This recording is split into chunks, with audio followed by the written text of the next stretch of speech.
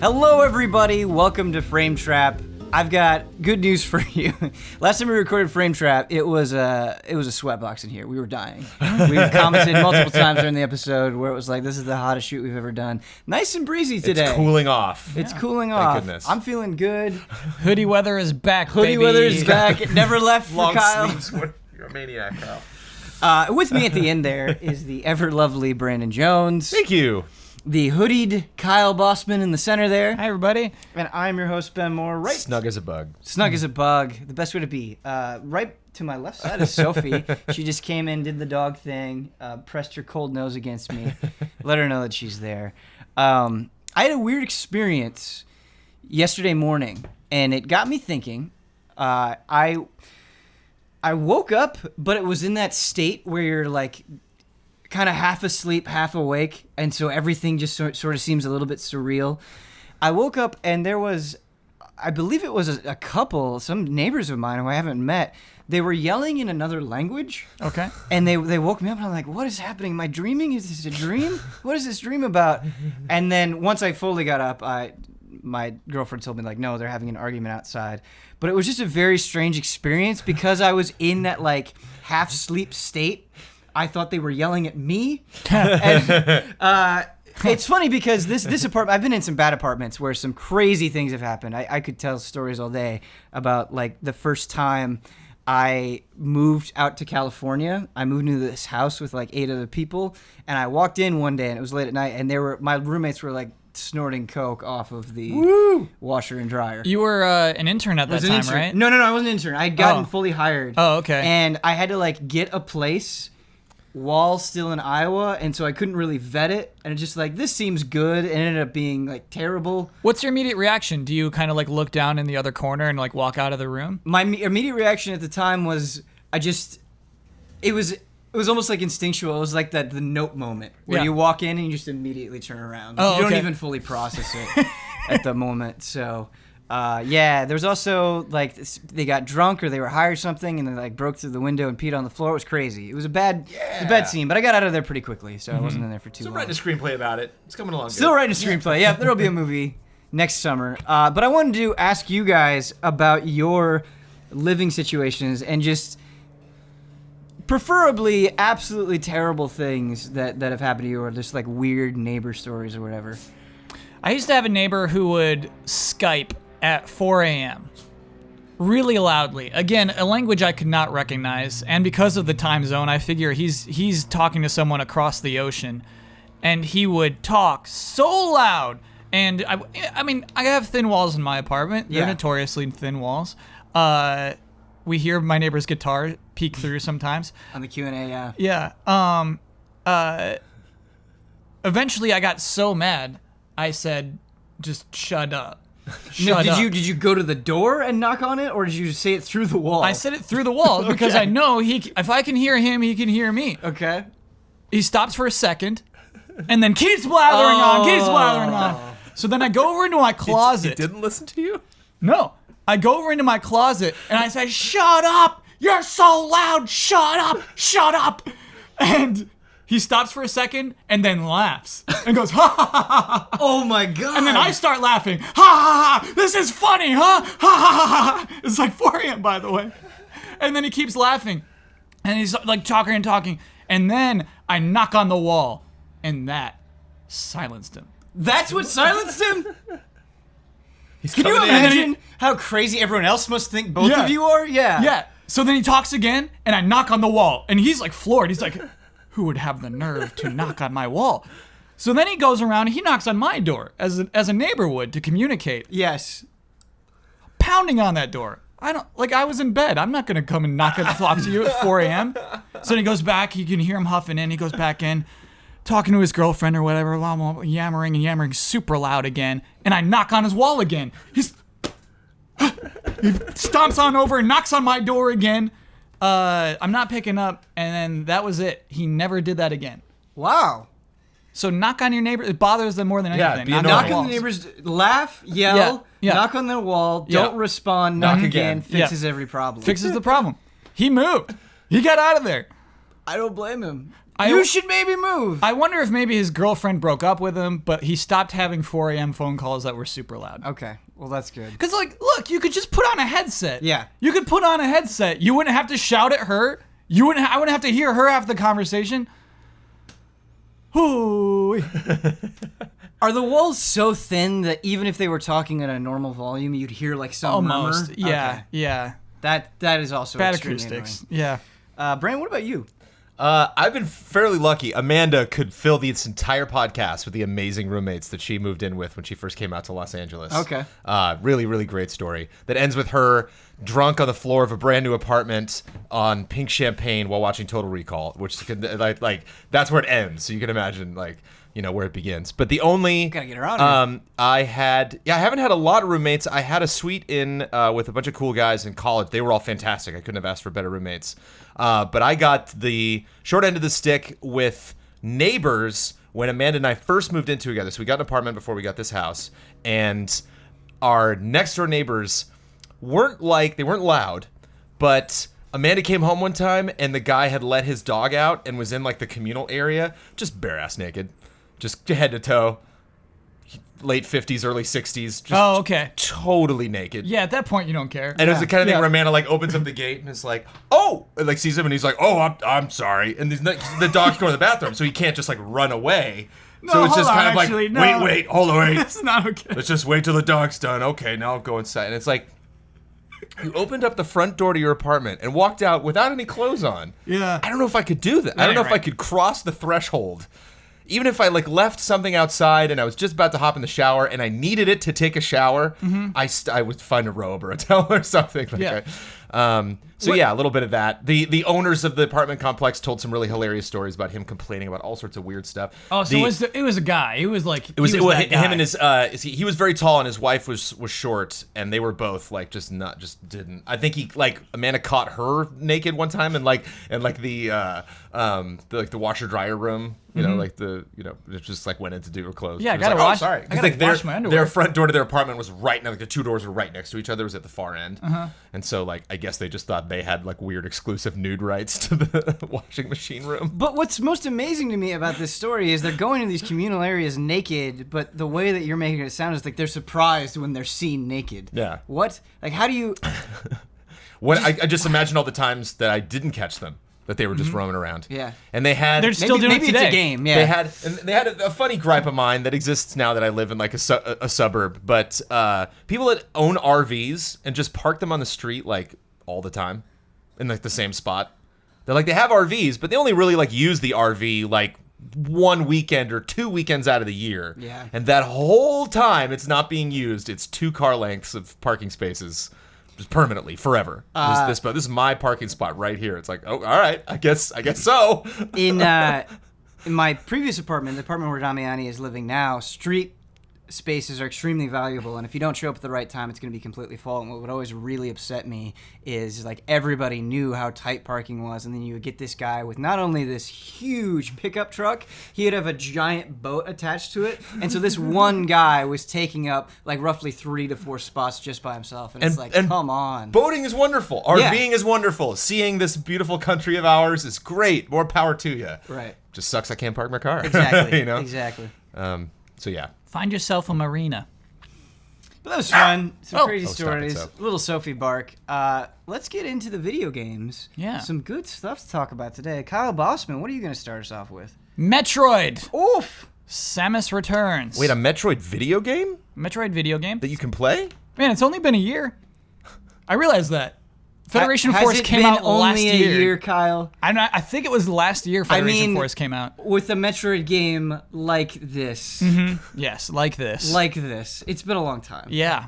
And so yeah, this is a 2D Metroid game. Yeah. It's a remake of Metroid 2. A reimagining of Metroid 2. So I always get it mixed up which one's Return of Samus and which one's Samus Returns. So this is Metroid Samus Returns. Okay. That's reimagining. And then the Game Boy one is Metroid 2 Return of Samus. Gotta say, Return of Samus, better name. I agree. I agree with you. So here's what makes this Metroid game different. I mean, sure, it's 2.5D. They're 3D models and everything. But fundamentally, Jones, there are gates where you cannot pass this gate until you have a certain amount of Metroid DNA that the gate desires. And so, in one way, it creates an openness that's not typical of Metroid games, in that in any given moment there are multiple correct paths that you could be taking, and so you kind of sweep through and collect all of those Metroid DNA. However, what? What? Like, you're just some gate and I need 8 little Metroid DNAs to shove into you, and then you'll drain that little swamp beneath you? You kill the Metroid and then you suck up the DNA in your arm. Yeah. And so it kind of like, it's very video gamey, right? Like there's absolutely no justification for why there would be any particular amount of Metroid DNA. Here's why I was okay with it, because I feel like the purple pellets that you're getting and the missiles are already, like, for getting life and ammo respectively, it's already extremely video gamey, and DNA that is about the same size as those things isn't too far removed from normal Metroid conventions. So, but in that it's a kind of also a lazy way of gating, because my favorite way of gating is getting a higher jump, and now I can make that jump. Sure. And my least favorite way is this door is a different color, and you just need a missile that hits harder. And so, like, it makes exploring a little less fun. It makes it feel like, okay, now you're in level 3. Now that you've gotten all of those Metroids, now you're in level 4. Yeah. And so it makes it more of like a video game levels, as opposed to like, oh, I'm just part of this giant world that I'm just seeping deeper and deeper into. Sure. And so that's it. That's my primary feeling on the game right now. I think parrying is so cool. Yeah. And you think it works well? Yes. So explain the parry system for people who aren't familiar with it. Sure. The most fun way to explain it is a traditional Metroid enemy that's got spikes on the front and his butt is vulnerable. And normally you have to jump over him and shoot him in the butt. But he charges at you, and if you time it correctly, and most enemies have like a little white sparkle that lets you know, okay. And they have that sound, that Yep. Time to counter. Time to hit the X button. She does like a cool like arc, a little slash with her the beam cannon hand, and you basically damage the enemy and leave them open to attacks. And basically you wipe them out much faster that way than any other method. Yeah, you basically have, once you successfully parry, you have a window of opportunity where you can kill them in a hit. Yeah. Which is really nice. And the thing that I really, really, really like about it is they don't overdo it. It's very quick. It kind of, you're just going through the environment. You see an enemy attack, you parry, you keep moving on, and then when it's the boss fight time, that's when you get the like, we're gonna zoom in and make this really intense when you parry a boss. But you don't have that many opportunities to parry most boss fights, and so it's not that thing where the parrying is taking up so much time that it's getting annoying, I feel like. Yeah. Because I do worry about that, like in sections where you're kind of sweeping up, and there are a bunch of weak enemies. It's kind of not worth it to parry. But I mean, your Buster, it's not a Buster in this game. What would you call it? Her plasma cannon, I guess. Yeah, your cannon. That levels up as well. You know what I mean? And so you can just shoot them. You don't have to parry enemies the entire game, which is cool. Ben, I'd love to talk about those boss fights though, because they're the Metroid fights. Okay, so what's really important for me to understand is kind of exactly where in the game you are. I don't want to spoil it, but how many? We're gonna talk about abilities, I guess, that you can get. So, how many of the Aeon abilities do you have? 3 Aeon abilities deep. Okay, so I'm just about to go into the 4th level of the game. Okay, gotcha. Cool. So, I guess we are gonna talk a little bit about the basic Metroid boss fights that you do. So if you haven't played Samus Returns yet, or you don't want to know like enemy types or ability descriptions or anything like that, there will be timestamps in the description below. Feel free to skip ahead. This is just your fair warning. Cool. Yeah. I mean, should we? No, we'll talk about Metroids, then we can talk about the abilities, which I think are really cool. Yeah. So, Jones, when we're talking about collecting the Metroids, collecting the DNA, each of those is a mini boss fight. And they get so annoying. Yeah. They get so annoying. Ben, guess how much I liked it when they started creeping away, and it's like, go and find me for the second phase of this. Sure. Oh, no. Oh, yeah. And just... It's weird, like, right now, at the point I'm at, the Ice Beam is the only thing that works against them. I mean, you could parry, but, like, for some reason, they just chose the Ice Beam works on them and nothing else does. And so you're mashing shoot, which doesn't... I don't like the buttons they chose for the things. See, that's with the normal flying ones. Yeah. I wasn't mashing shoot. What I would do is I would shoot them with a fully charged Ice Beam, parry them, and then like one parry, if you just spam missiles after you get that parry, they're dead. We're talking even the one with legs. No, the one with legs takes a little bit more time. Yeah. So you freeze it, you bring it down to the ground, and then you shoot it with missiles in a few times, and it's dead. But it is annoying when so later on, they will skitter off to different sections. Yeah. And it's not like they're going off to a different section, and then when you chase after them, they're doing something different. It's just like the same fight again. Yeah. Yeah. And so you just do that fight a lot. You do it 10 times per level. Absolutely. That's crazy to me. Yeah, I mean, it's tough for them because it's true to the spirit of the original Metroid 2, where the whole point of it is you have go to the planet, kill all the Metroids. Yeah. What's frustrating, and I'm curious to see if you feel this way after you finish the game, there are some boss fights and some permutations of the Metroids, the way the Metroids evolved, that do get more interesting and challenging at the very end. But that was one of my biggest criticisms during the review. It was like, man, I wish you guys would have mixed this up more dramatically more often, because if that's what we're doing, if I've got to kill dozens and dozens of these Metroids, like, make it a little bit more interesting early on, or at least make like the arenas that you're fighting in more interesting.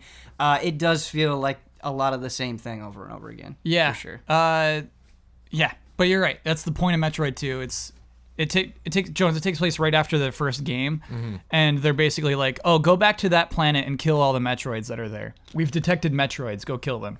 Only Samus can do it. And so the whole Federation, they show this really, in the opening cutscene, the strange scene of like some senator with long silver hair going, we need to send Samus to SR388. Or what, is that the name of the planet? Yeah, SR388. Cool, yeah. And so it's setting up this weird lore for the whole Metroid universe, so that's fine. This bounty hunter, only Samus can do it. It's just doesn't quite connect. Though I should say they did send Federation forces and they all died, and so now they think only Samus can do it. Anyway, the abilities, the Aeon abilities. Yeah. They couldn't get past that gate 3. I know they couldn't only killed collect so all many the Metroids, DNA. and they just kept trying the key in the door, and we're like, and they're like, if they finally did kill 18 on it. What does that mean? How are we supposed to, how do I collect its DNA? What is this? Okay, so the Aeon abilities are, they're interesting. The first one you get is like a Metroid ease of use. It is a pulse, and it fills in areas of the map that you haven't seen with your bare eyes. And the thing that I actually like is it highlights blocks that are breakable, which is, kind of a cheap thing of Metroid from the start, is just like, shoot everything. Some of them are breakable, even though most of them are fair, and you would predict them anyway.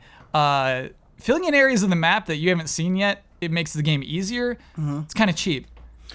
So I actually feel the reverse. I like how they handle the map, because I feel like the area that they reveal is just wide enough where it's like, okay, I can see like half of this room. I wonder what else is there. It's not like you're pushing it and then you see the whole map. You only see a little bit of it. The blocked thing, at first I really liked it, because I'm like, oh, okay, there's a secret over there, going and getting it.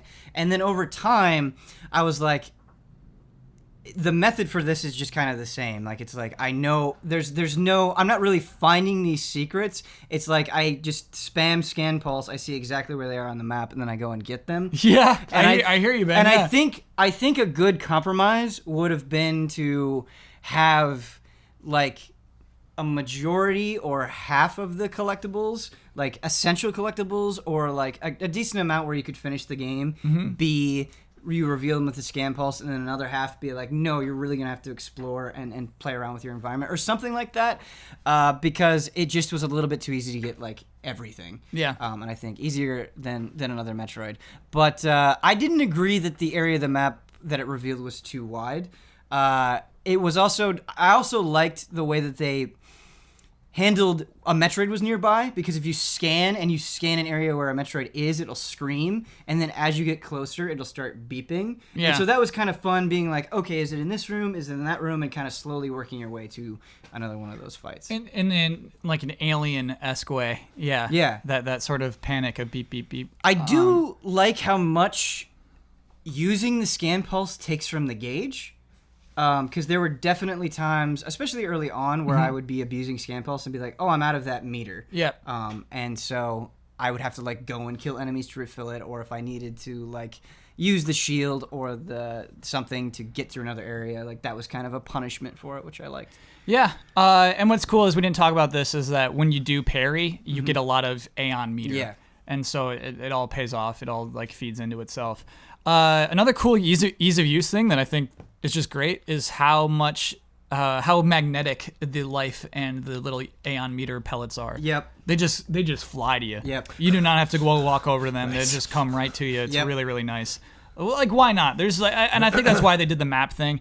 Ben, I guess why I feel like it's weird is Metroid's about exploration. It's about uncovering, and so for parts of the map to be uncovered for you without even seeing it, kind of feels weak in a sense. Right. And I guess that's my final criticism that I wanted to talk about is the world is.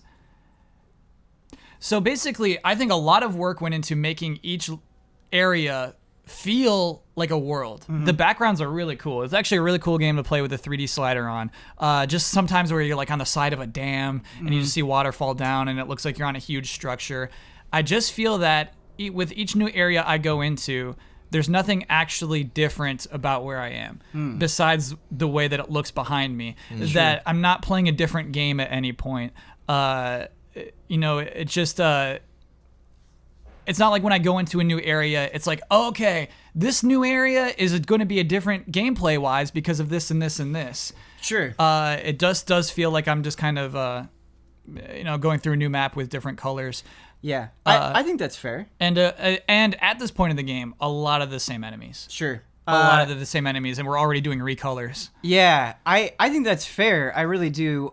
Something that did alleviate that for me, I sort of agree that each area is sort of the same building blocks as the other, but you sort of encounter. I had that classic Metroid moment several times that made me really excited, where you'll have the moments where it won't tell you that you don't have the thing that you need to get past here. So you're thinking to yourself, all right, I'm going to try a few things, see if I can get that missile tank or that energy tank or whatever it is. And then sometimes you can't, and it's a roadblock, and you're like, nope, I'm going to need to come back later. And then sometimes it's like, oh, no, I just did it that way, and I did have the things that I needed to get that item. And so I really appreciated that. Yeah. What's funny, though, is there's blocks that just have fans running on them. Right. That are just there to prevent you from bombing. Bomb jump. The bomb. And so, like, the only reason these fans ever exist in this world is so you can't to make bomb. it so that if Samus comes by, she can't bomb jump.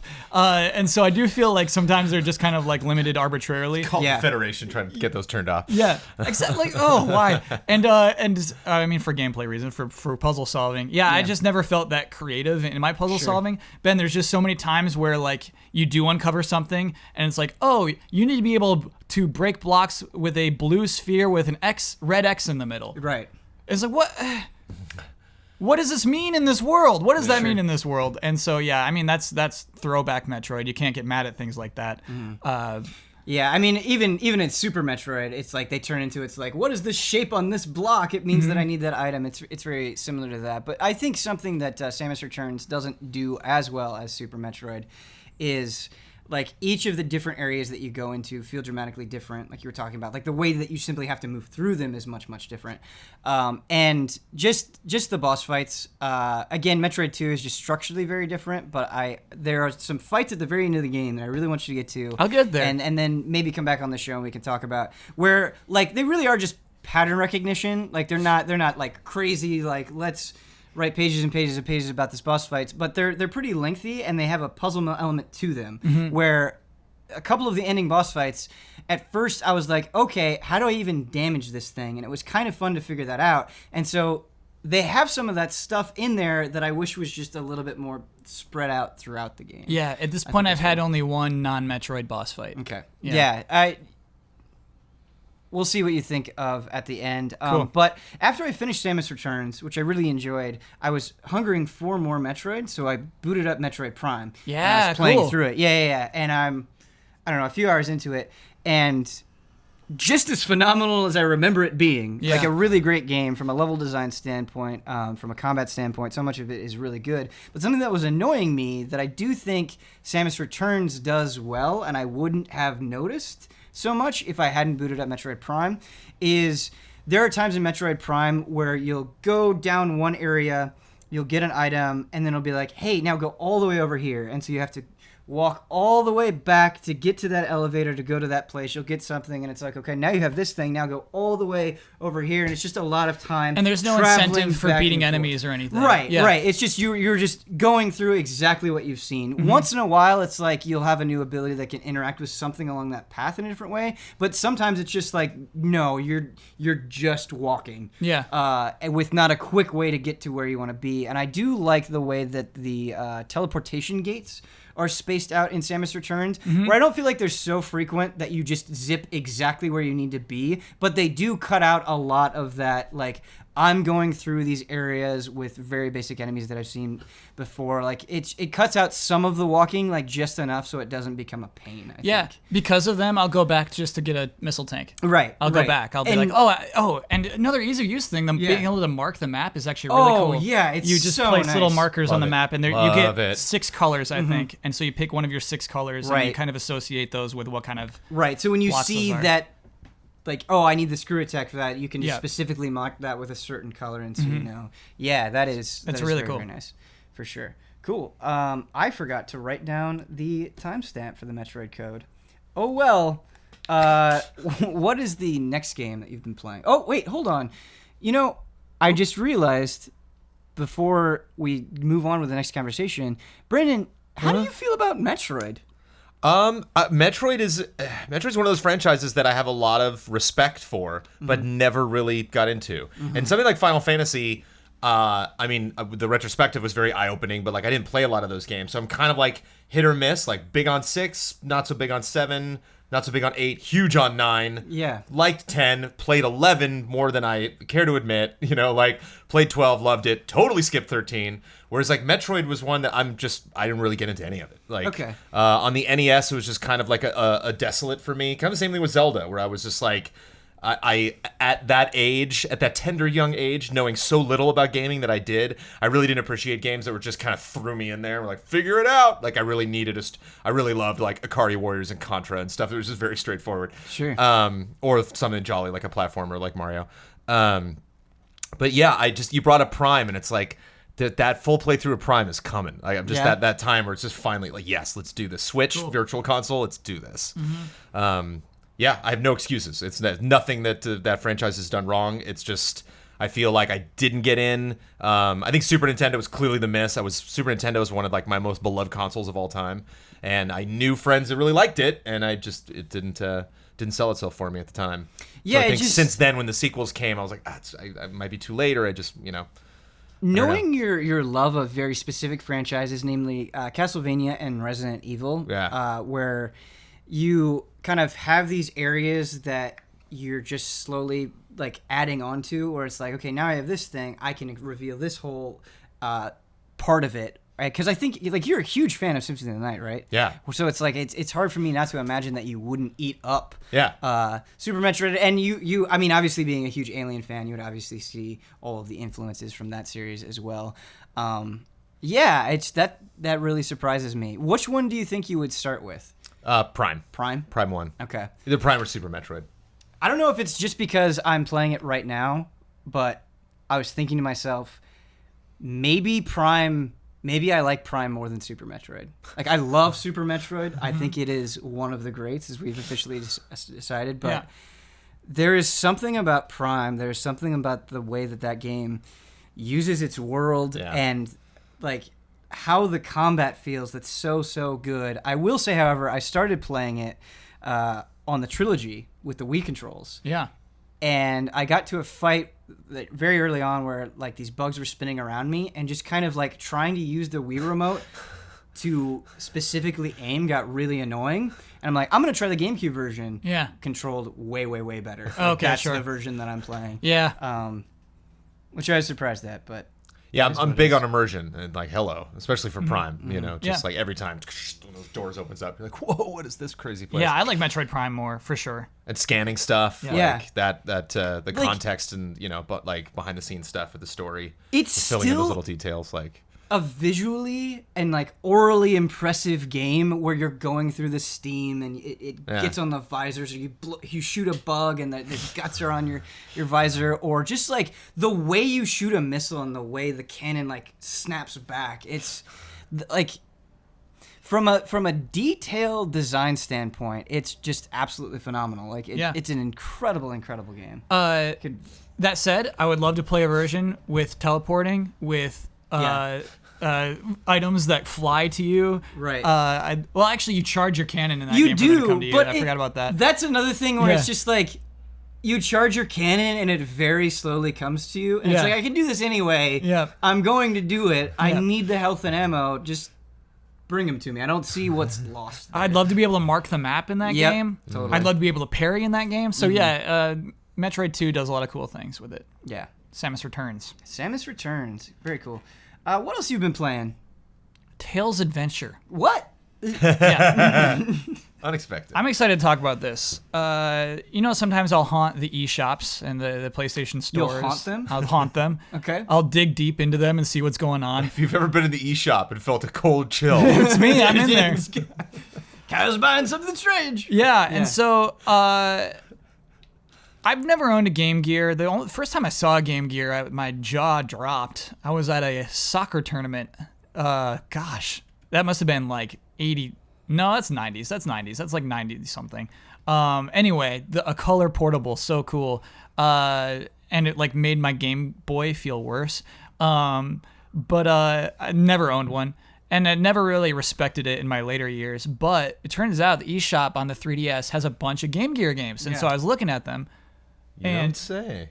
What? I wonder. You wonder what? Huge on Game Gear. Oh, You're Joe's huge on Game Gear. Oh yeah. So I played Game Gear more than I played the Genesis. So have you heard of Tails Adventure? Does not ring a bell. Cool. So here's my impression of Game Gear is that I thought it was just worse ports of everything. Is that the case? I don't know, because I again did not play Sonic 1 or 2 extensively. Played a level, ran What'd through you play Green in the Hill Game Zone Gear, then? terribly. The Sonic game that was on Game Gear. Played Wasn't there there was a Ninja Gaiden game on Game Gear that I played a ton. Game Gear as well? If there was, I didn't play it, man. But played Game Boy just like nonstop, and I so played it's a just, ton I of was just Game Boy, more, Yeah. didn't own a Lynx, but one of my friends had a Lynx, so like play, Maybe there's a Batman game on Lynx. Maybe that's what I'm thinking of. Okay.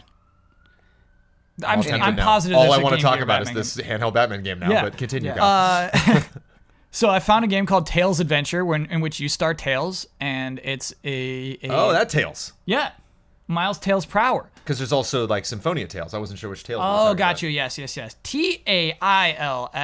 no apostrophe. Because Adventure. Final Fantasy Adventure was Right. a handheld game, so Yeah. Tales Adventure makes sense. Yeah. And so I downloaded it. It was an easy buy. Actually, this had just come off buying Wario Land 3 and being very disappointed. Quick summary: in Wario Land 3, you can't die. The enemies just affect you and like put stuff on you. And at points, I would rather die. Did you play the original Game Boy Wario Land? No, I skipped to 3 because I assumed that would be the best one. Okay. I have fond memories. I have fond memories of the first two Wario Lands. Yeah. Didn't play 3. Didn't play 4. I think at 3, they took their concept and they're like, we have a good concept here. Let's double down. It's like, you got obnoxious. There's day and night versions of levels and you can't get things if it's the day version, stuff like that. Okay. Tails Adventure is good. Tails Adventure is a game in which there are few levels. I think there are only 8 levels, perhaps. But you keep returning to them with new gear that you get. Are these like Sonic levels where you say there are 8 levels, but they have multiple acts? So Act 1, Act 2, that sort of thing? Or is it just single? Okay. It's just single, but there are multiple paths. Oh. So, you start with nothing, and it's kind of cool, the scenario. He's on Tails Island. He's having a vacation. He and Sonic are, like, taking a vacation after Sonic 2, I think, is where this falls in. Though that can't be. This game came out in 1995. Anyway, so maybe it takes place after Sonic 3. But Tails is just on his own little island, and some weird, like, bird ducks attack, and they start burning the forest down. And so it's your job to protect the island from these bird ducks. And so it's a platforming game for sure, but there are adventure elements in that your inventory matters. You can take 4 items with you into each level. And I think bomb's the first one you get, which is your primary attack. But then I think like another early one you get is a little remote controlled Tails. And this is so cool. Basically, you stop controlling yourself, and you control a half-height little Tails who can go and do things for you and collect items for you. Can't attack. But that's not like... In this game, it is about exploring crevices. It is about considering options, taking new tools in and finding out what they do. I assume it came with an instruction book that explains what each tool does, because some of them are kind of obscure. You just get a new thing. You're like, I don't know what this does. I'm taking it in. You get like a thing called napalm, and napalm just burns trees. That's all it does. But you wouldn't have known that it burns the tree walls until you take it into a level and try it out on stuff. So I'm trying to understand the flow of this, because if you think about classic Sonic, especially in the very early levels, you can kind of just flow right through them. Yeah. Where you're just taking one path all the way to the end. Obviously, you can kind of go down, you can go up. There are different ways to get to the end, but you're always just progressing forward quickly. Here, do you have the same sort of speed as Tails, or is it more about like, oh, what's that? Yeah. And then kind of messing around with it and seeing if you can create a path forward with your items? You cannot spin dash. Okay. You can. There's an unlockable spin dash, but that's way late. That's late game. So yeah, Ben, imagine you're progressing through a game. You get to level 2, and it ends, and then it's like, there's no new path. And you're like, wait, what am I supposed to do? And you realize, oh, I should go back to level 1. Oh. And so you go back to level 1 with your new items that you got. You got a new bomb or something. You got a new, I don't know. You get there's also side-scrolling levels where Tails, he has like a little submarine. And then also those will turn into like air levels. He's all Tailsed out in this game. What I love about that is I feel like it's really taking advantage of Tails as a character. Yes. His intelligence, his knack for crazy inventions. And that, to me, is way more interesting than when you can play as him in other Sonic games where it's like, yeah, he's basically Sonic, but he can fly. Yeah. That's way cooler. And even in Sonic Adventure 2, where he was in the mech, I just appreciate them taking these different characters and trying new styles of game instead of just trying to force them into basic Sonic levels where they function as Sonic. So yeah, like the Sidekick handheld game. I didn't know went that far back. It's like Daxter got his own game. Clank got his own game. And Jones, turns out this is the third Tails game on the Game Gear. Wow. I was just looking up on Wikipedia to find out what year it came out, and this was the third Tails game. Wow. I think this is the most like fully featured platforming type Tails game. Are each of these levels ending with boss fights? There are boss fights, but not each path ends with a boss fight. Okay. And so when I come back to level 2 with my new stuff, I'll find a different path out of the level. And not every time, but yeah, there are multiple paths out of levels. And with these boss fights, are you having to use specific tools to like immobilize them and then jump on them, or how? Oh no, you're just chucking your bombs. You're just chucking your bombs. You're just like chucking crazy. your bombs. Yeah. Okay. How is the difficulty level? It's hard. I definitely would utilize save states if I were you, because you can just fall down a pit and then have to redo the entire level, and that's not worth it in this day and age. Don't put yourself through that. And so yeah, it's the difficulty is in solving the puzzles, figuring out where to go. Yeah. And that's what's fun about it.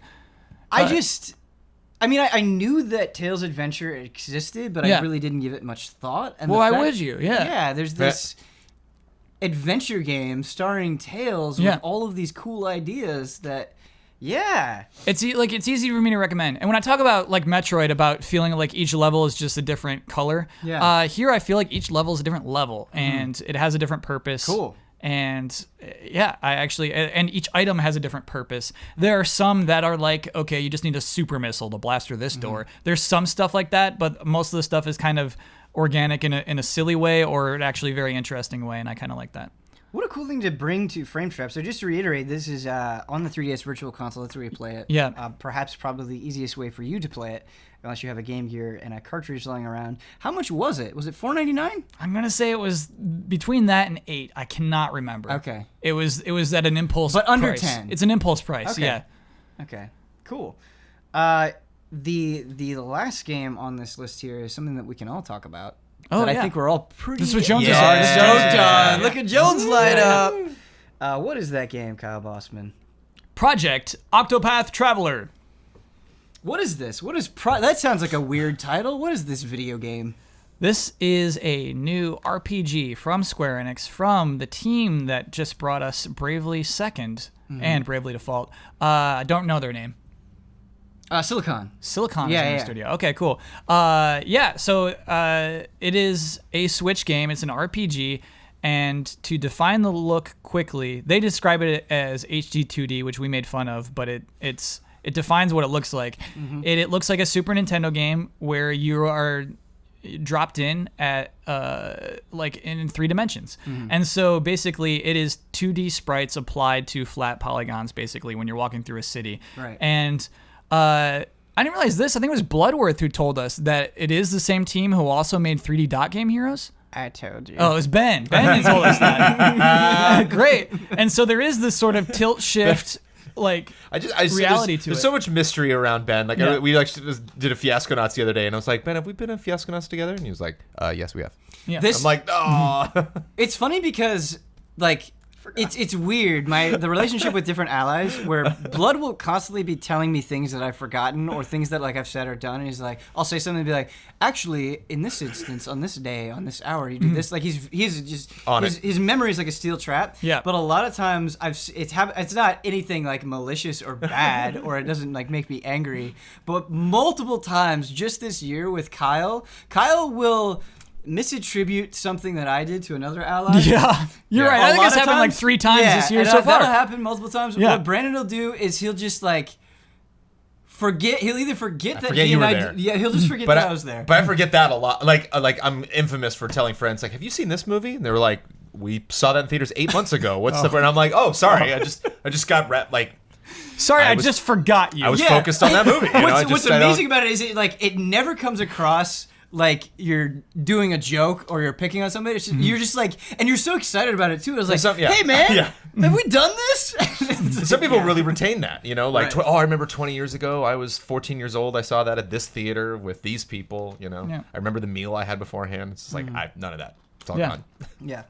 sadly. It's- That's what Frame Trap's for, to It's remind all right. us who the heck we were Who talking said to at what? the time. Who's where? Yeah. It's like a stones and glass house situation, and maybe like why these mistakes happen, because I have a terrible memory and forget things and misconstrue things very easily, and it's something I'm trying to be better at. But yeah, you know, we're But I human, remember we err. Octopath Traveler. Yeah, Remember yeah. Octopath Traveler? Very well. And Ben remembered that it was the same team who made 3D Dot Game Heroes, a game Yeah. that's still stylistically hands up. I actually Yeah. really like 3D Dot Game I Heroes. really don't think, like 3D Dot Game Heroes. I was too. always very tempted to check that Yeah. out. It's a because cool such game, It's Jones. an interesting looking game. Yeah. You know, generalizing here, I think it is a game that was kind of dismissed because of its gimmick, where it's like, hey, you can make anything and go through a retro-inspired thing, but it's like, no, the actual game is good. Like the levels you're going through are interesting. It's Yeah. fun to If actually you're play. if you're considering picking it up, I would just highly recommend Googling a good ending FAQ, because in a cute way they made it impossible to find on your own, and you get the bad ending just playing through the game naturally. Boy, does that make me mad. Did not get to the end of 3D Dot Game Oh, okay. Heroes, so if I ever revisit it, that's good to know. It's like part of their little in jokes. It's like, you should have known to like look up a guide. Oh, ooh.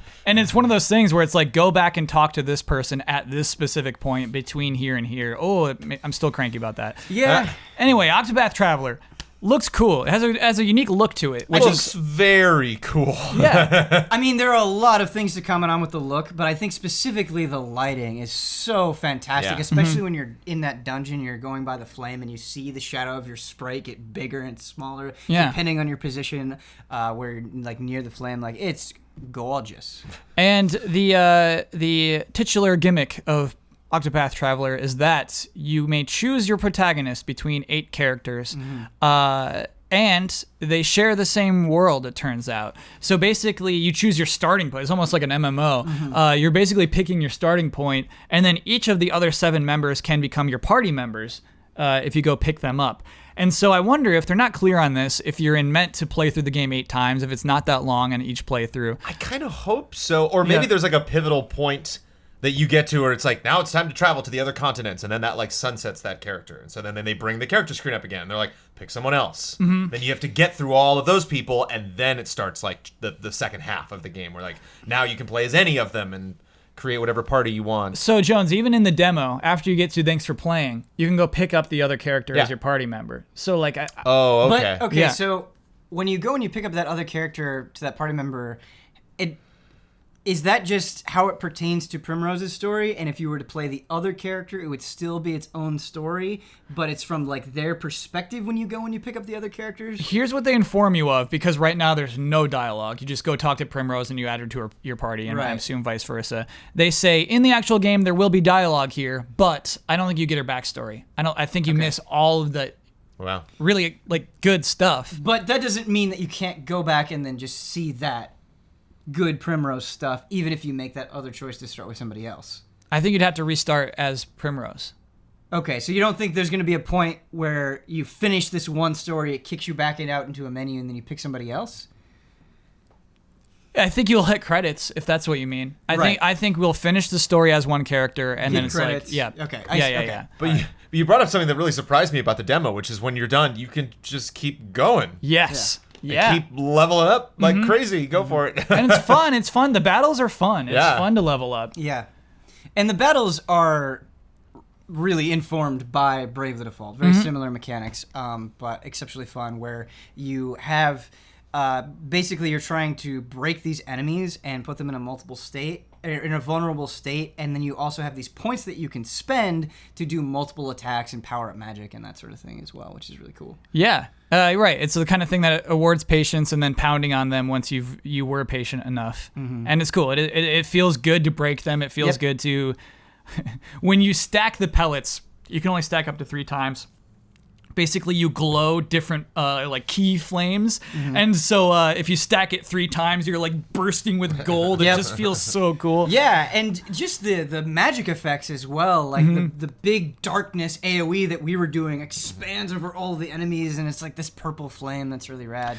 A throwback thing that I actually love is in fights, a human that you were just talking to can become like a huge grotesque caricature. Right. I love that. That's such a cool RPG throwback. While your character stays the same as they are in the overworld, just like a little 16-bit sprite, the enemies also are just like huge, cool bosses. They're so interesting. Yeah. And even in the demo, kind of in the Primrose side of the story, this main person that you're fighting against, this person that you really want to kill, they save that giant sprite trick kind of for him. Yeah. So it feels even more special because you want to fight him so badly. It's not like you were fighting a bunch of giant things before that. Yeah. During fights, something little tiny thing that I really appreciated is once you realize that an enemy is weak to something, they'll have little squares next to them with an icon letting you know shorthand this enemy is weak to this. Yeah. Just by taking a glance at them. So. And what's cool about the night path, I don't think Primrose had alternate weapons, did she? When you're playing as the knight, I forget his name, Ulderic, I think, you can select to attack with your sword or your spear. And some are weak to spear, some are weak to sword. And so even for the section that you're playing as only one party member, there's still some kind of fun of like switching between those. And you'll have 2 enemies here, one's weak to spear, one's weak to sword, and you kind of have to balance out what to do with those things. Yeah, I only went so far... So far, I've only been through the Primrose story with you guys on stream, and I wasn't playing, and so I haven't messed around with everything yet. But we got to talk about the unique mechanics. Allure, first of all. Sure. As Primrose, what you can do is you can go up to seemingly almost anyone. Any NPC. Not this like the guy where you go and you save. You can't allure him. But you can allure pretty much everybody else, and they'll support you in battle, and they have unique attacks and like different levels of strength. Though there is like a percentage chance of you being successful, right, I should say. Right. Yeah, you can't allure anyone just easily. Yeah, and if you fail, that will hurt your reputation as well within the place, which is really cool. But it's fun because I think one of the biggest joys that we had during the playthrough of it on stream is just like recruiting somebody and then seeing what they were going to do in battle and having that kind of element of discovery and surprise. Just getting the old man and then him doing a baleful blade and having it be really powerful was super cool. And having them travel with you so you actually see their sprite following you around. Through the dungeon. I forgot he was in the dungeon with us even. Was nice. That was cool. I'm curious, since I haven't played the other side of the demo. Yep. So this warrior guy, he can challenge anybody to fight. Yep. Okay.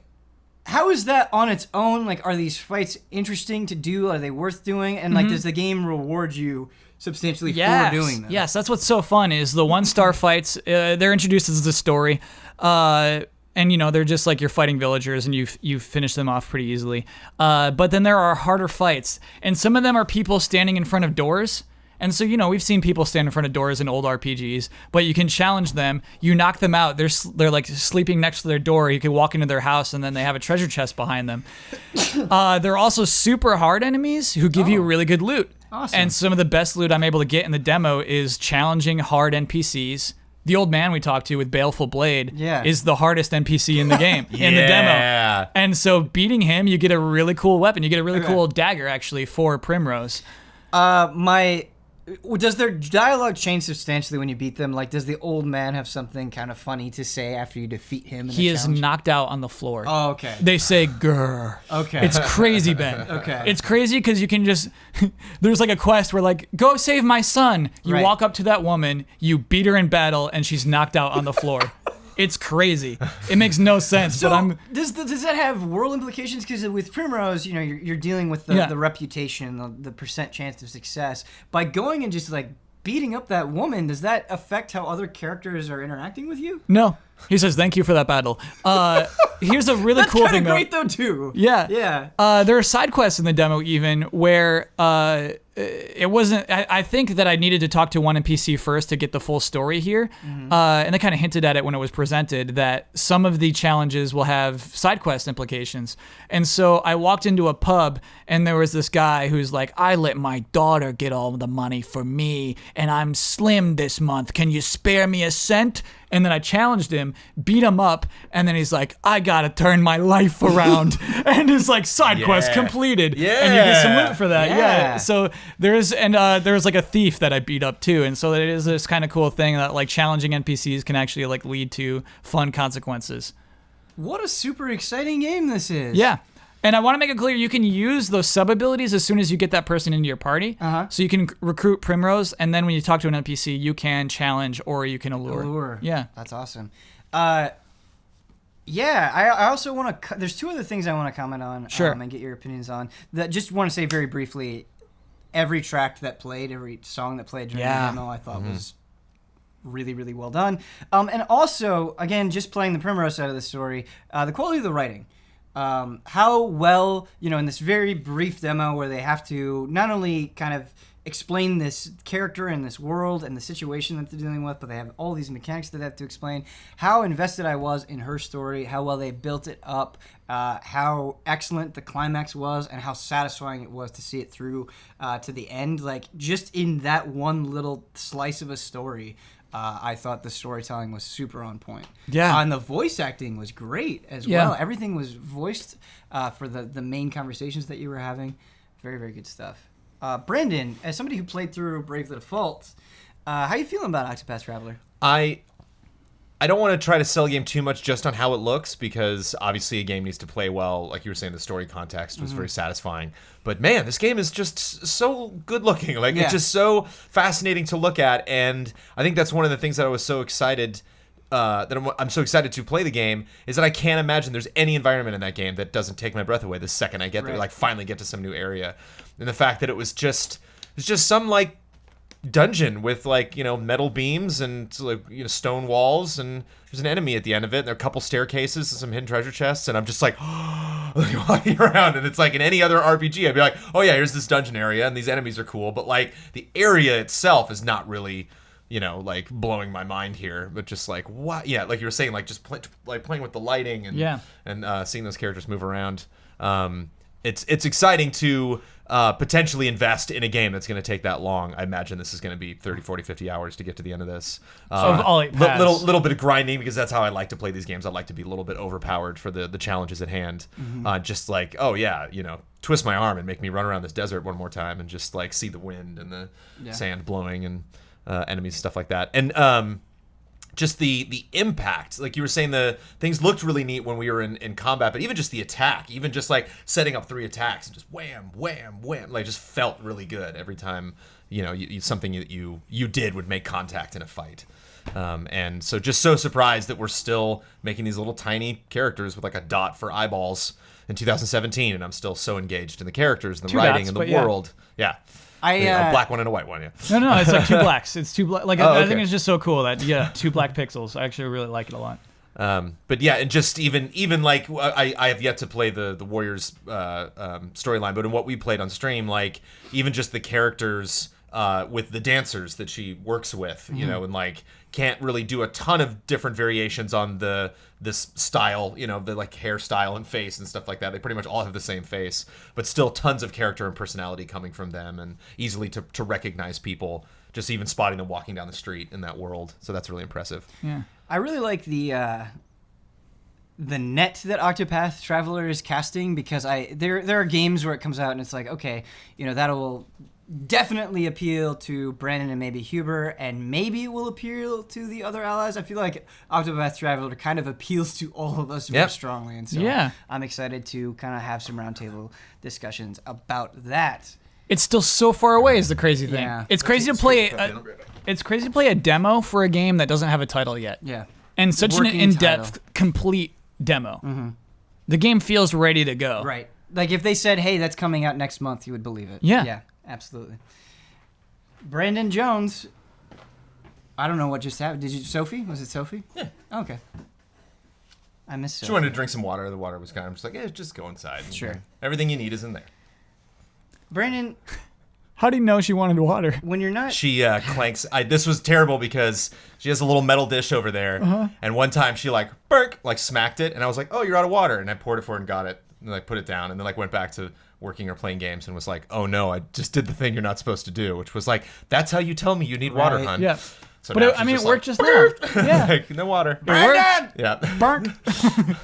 Brandon, when you're not taking care of one of the most majestic creatures on Earth, what video games are you playing? I'm golfing, baby. Oh! Have we talked about everybody's golf on Frame Trap? Huber's talked about it. Okay. I said a few things about it, but I want the Brandon Jones opinion. I think the people didn't want actually more. bring this up earlier, but there's a book that I just finished that I very, very much enjoyed. I don't usually talk about books, so if we're not going to dive too deep into everybody's golf, and we've talked that before.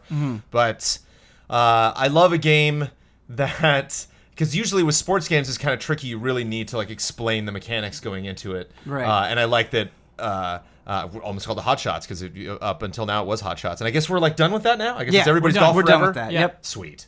It's I like Dragon the- Quest now. You jump into everybody's golf, and they're like, you know how to but just go. Like there's title screens where we can maybe explain stuff, but like if you get that 3-point system and you understand how backspin works and all that stuff, like just go for it. So it was fun, like downloading it one night, and then like the second after it had downloaded, I was already rank 2 like 40 minutes later, because I just was like unstoppable going through this. Because I'm like, I'm good at these games. I've been playing this type of golf game for a very long time. And so I like really didn't want to get in there and have them be like, well, we have this weird analog swoop mechanic. I'm like, no, I just want to, Yeah. please just let I me get hit the you, button 3 Jones. times and do Yeah. this. So it is kind of old school in that way. But I think what they lack in something that you might get from a Rory McIlroy or a PGA Tour or something like that, or even like there's some interesting, like Golf Story I think is on Switch or is Coming to soon, Switch. baby. Yeah, So this I'm month. curious to check that out. That looks like it's got some old school aesthetics, but what it lacks in, like some crazy controller remapping to try to make the sport of golf come alive. There's just so much personality in that game. Yeah. From your caddy talking to you to the characters that you talk in the world. I'd say the music. When I was just hanging out here and listening to you play, Yeah. the sounds that were coming out of it were really nice. Just your home base, they call it home, like when your little like island where you hang out. Yeah. People are so excited when you're there. Like as you build up fans, if you're just walking around, like people see you from a mile away and walk up and just like look at you like, wow. and This is clap the a little bit, open like- world part? Yeah. That's just funny. Your little zone. There's a little highway that I would like running around, and then later I've like finally just unlocked the caddy so I can like drive it. There's 2 different speeds on the caddy, like, and you can just drive it straight into the water, and it'll you mean like golf cart? make it. Or yeah. Oh, Like, okay. yeah. Caddy's a human. The caddy is the human, but isn't it like a golf caddy? Don't they call that? Or I guess a golf cart, but I think there's like an official term for it. Oh, okay. But you can drive that just like right into the water, and it'll appear magically. So like if you hit the triangle button, it'll just poof, and like you're already inside of it, and you can drive around. So I love that I can just like bomb it off a rock and just like, oh, now I'm swimming. Swimming was super surprised. I jumped into the water, being like, oh, it's gonna fade to black and put me back on land, and they're like, no, swim around, it's fine. What's the benefit? just put an invisible wall? Just being in the water. Can you find stuff in there? Maybe there every now and then they've said there's like, and this is the first one took me forever to find because I didn't know what I was looking for, but sometimes they'll be like, there's an item in the home base go find it. And it's like a little sparkly thing. But I was like, could be a chest, could be a giant pole. I don't know what you mean by item.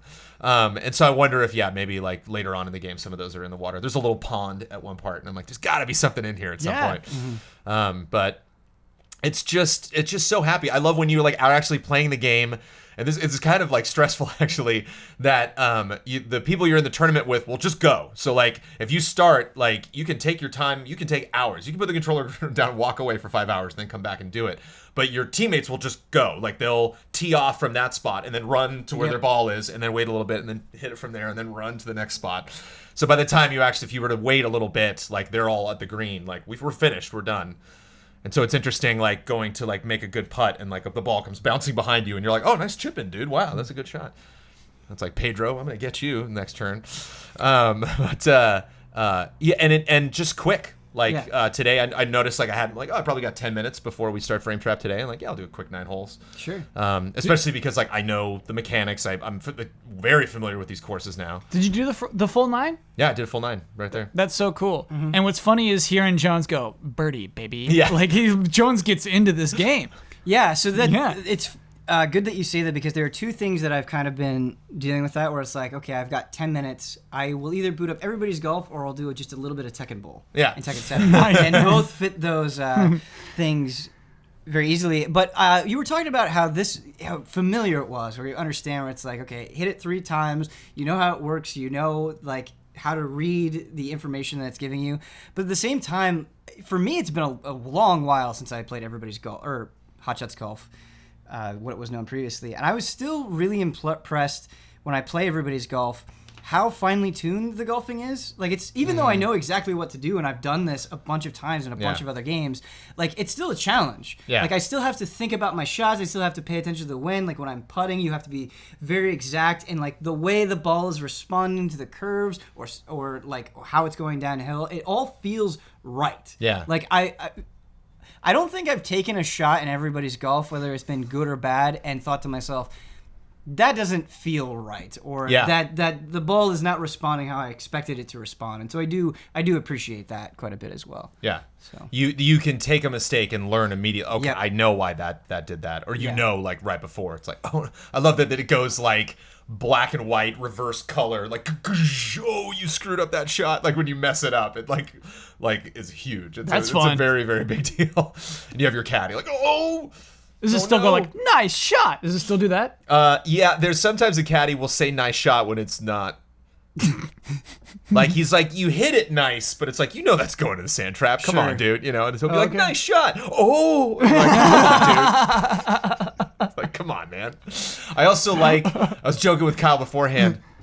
There's this one lady in the background right before, like, she shows up like 1 out of 10 times right before I'm gonna make the shot. And she's just like, focus. I'm like, stop. I'm sad. So people are like, you can do it. Yeah, good job. When she's focus. She's a fan? Well, just someone in the background, yeah. Yeah, there's a voice when you're putting. You'll be doing the putt, and it catches me off guard, because there'll be like a long beat as you're lining up your shot and about to hit, and she's like, break to the right, but it doesn't come as quickly as you would expect it to. So it's like, no, shut up, let me focus. Yeah.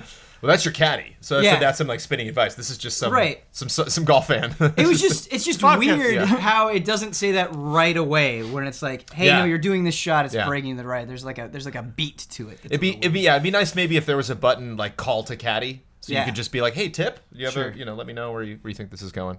But it's just everything I wanted it to be. I just want, please just give me some game that I can just play, understand.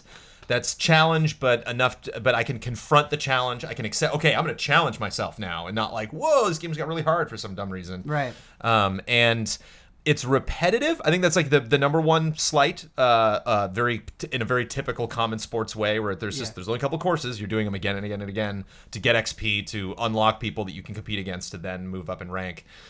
But in golf, there's a satisfaction in going back to the same course for like the 10th time.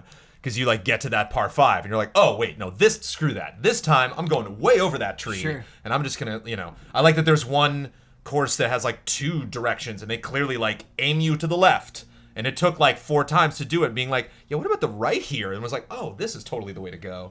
So it's neat for them to like set up a shot, and you're like, nope, like thanks for the tip, but no, I'm gonna take it this way because I'm that powerful now. I can actually get on the green from here. So going back and just crushing like courses that you struggled with before is rewarding.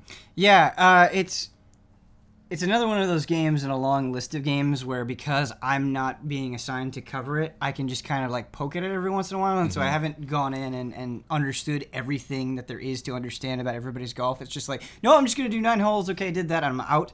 But even on that basic level, it's kind of what you were saying, that home-cooked meal. It's just fun and feels good. I have 2 questions left. Do you upgrade your stats?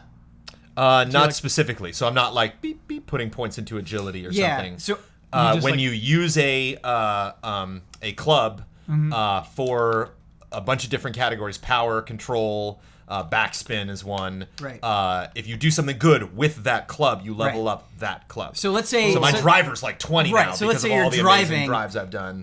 Like the most basic example, let's say you're driving and you get the maximum power and you nail the accuracy perfectly, you will get experience for power because you did that shot so well. You did maximum power. But you want to replace that eventually, right? That driver? I'm not sure how that works, actually. Do you get better clubs as You the get game better goes clubs on? and better balls. I haven't messed with them. I don't really need to. Oh, okay. Seems I kind of can't tedious speak- to like while I'm in the Yeah. middle of a game to like go into the menu, change my clubs, Right. pick the right one, I use haven't it been for just changing- that hit, and then Yeah. switch it back to the standard clubs. I'm like, I'm fine. I've yet to hit that point where it's like clearly there's a wall here I gotta get over with different clubs or balls. Gotcha, yeah. Just seems like a convenience thing. Cool. Yeah, not a game I need to overcomplicate. Right. It's just, please, just get me out there. Let me smack some Brandon, balls. this second game on your list I'm very curious about because and like every time I come over here, there's a moment where I'm like, is that Fortnite on the screen? Yes, That's it is. Fortnite's on the screen. And so it seems like you've had some level of obsession with Fortnite. Like, what's going on? It's a high level, Ben. Okay. Maximum level of obsessiveness. Okay. This game bit me hard, more than any game I can think of in a long time. I love I'm getting- absolutely every single thing about this video game. Like Everything. a Dragon Quest Builders level of bite. Yeah. Whereas at least with Builders, I could see kind of the end. It was kind of like, okay, I'll put so many hours in. Whereas like the stat climb in Fortnite is intense. I could if I actually had it in me to try to get to level 99 in this game, I mean 2 years minimum, I'd be pouring into this. Where are you now? 37, I Oh, think. okay. All right. 36, 37, something around there. And There's then after 4 those 2 years, they areas- would just raise the cap, man. Probably. There's 4 areas. The area I'm in ends at 46. So Okay. I'm like almost done with the second zone. Let's scale it back a little bit. What is Fortnite? Fortnite is a third person, although you can switch to first person, but it is not a button you hit in gameplay. It's like an option in the menu. You can like change it completely to first person if you want to play that way. But I'm playing in third person. So like a little bit of platforming and resource gathering, but mostly building and shooting. Lots of shooting. It kind of looks like Team Fortress. Has a cartoony vibe. And there's lots of little types of missions that you can do in an area. So when you go into an area, there's like an overarching goal. There's like a thing you have to do. 9 times out of 10, it involves find a thing, build defenses around it, and defend it for a certain amount of time. How they change that up is there's one, my least favorite type of thing to do. There's one where like a wave of bad guys will show up every 4 minutes. And in the time where they're not there, you got to run out into the world and find these really hard things to find that will then start downloading information to that thing you're trying to protect. And then you have to get 8 of those, and then once you find 8 of those, then you have to do a big defense at the end, and then you're done. So But the it's waves just will keep coming there's until no you find- break. That one you're constantly like running, and I'm gonna get back, and like and you're like, oh, I almost found the thing, but you're like at the other side of the map, and like the defense started, and like, oh God, it's gonna take me like a full 60 seconds to get back to you, and like you guys might all be dead by that point. But then there's super casual ones like rescue 6 survivors. So you'll just like run around the map, and then like some guy's like, help me, and like some 6 zombies are chasing him. You kill them, rescue him. So you can tell going into like the mission that you're doing, like which ones are complicated, which ones are easy. And then within those missions are all sorts of other stuff you can do in the world.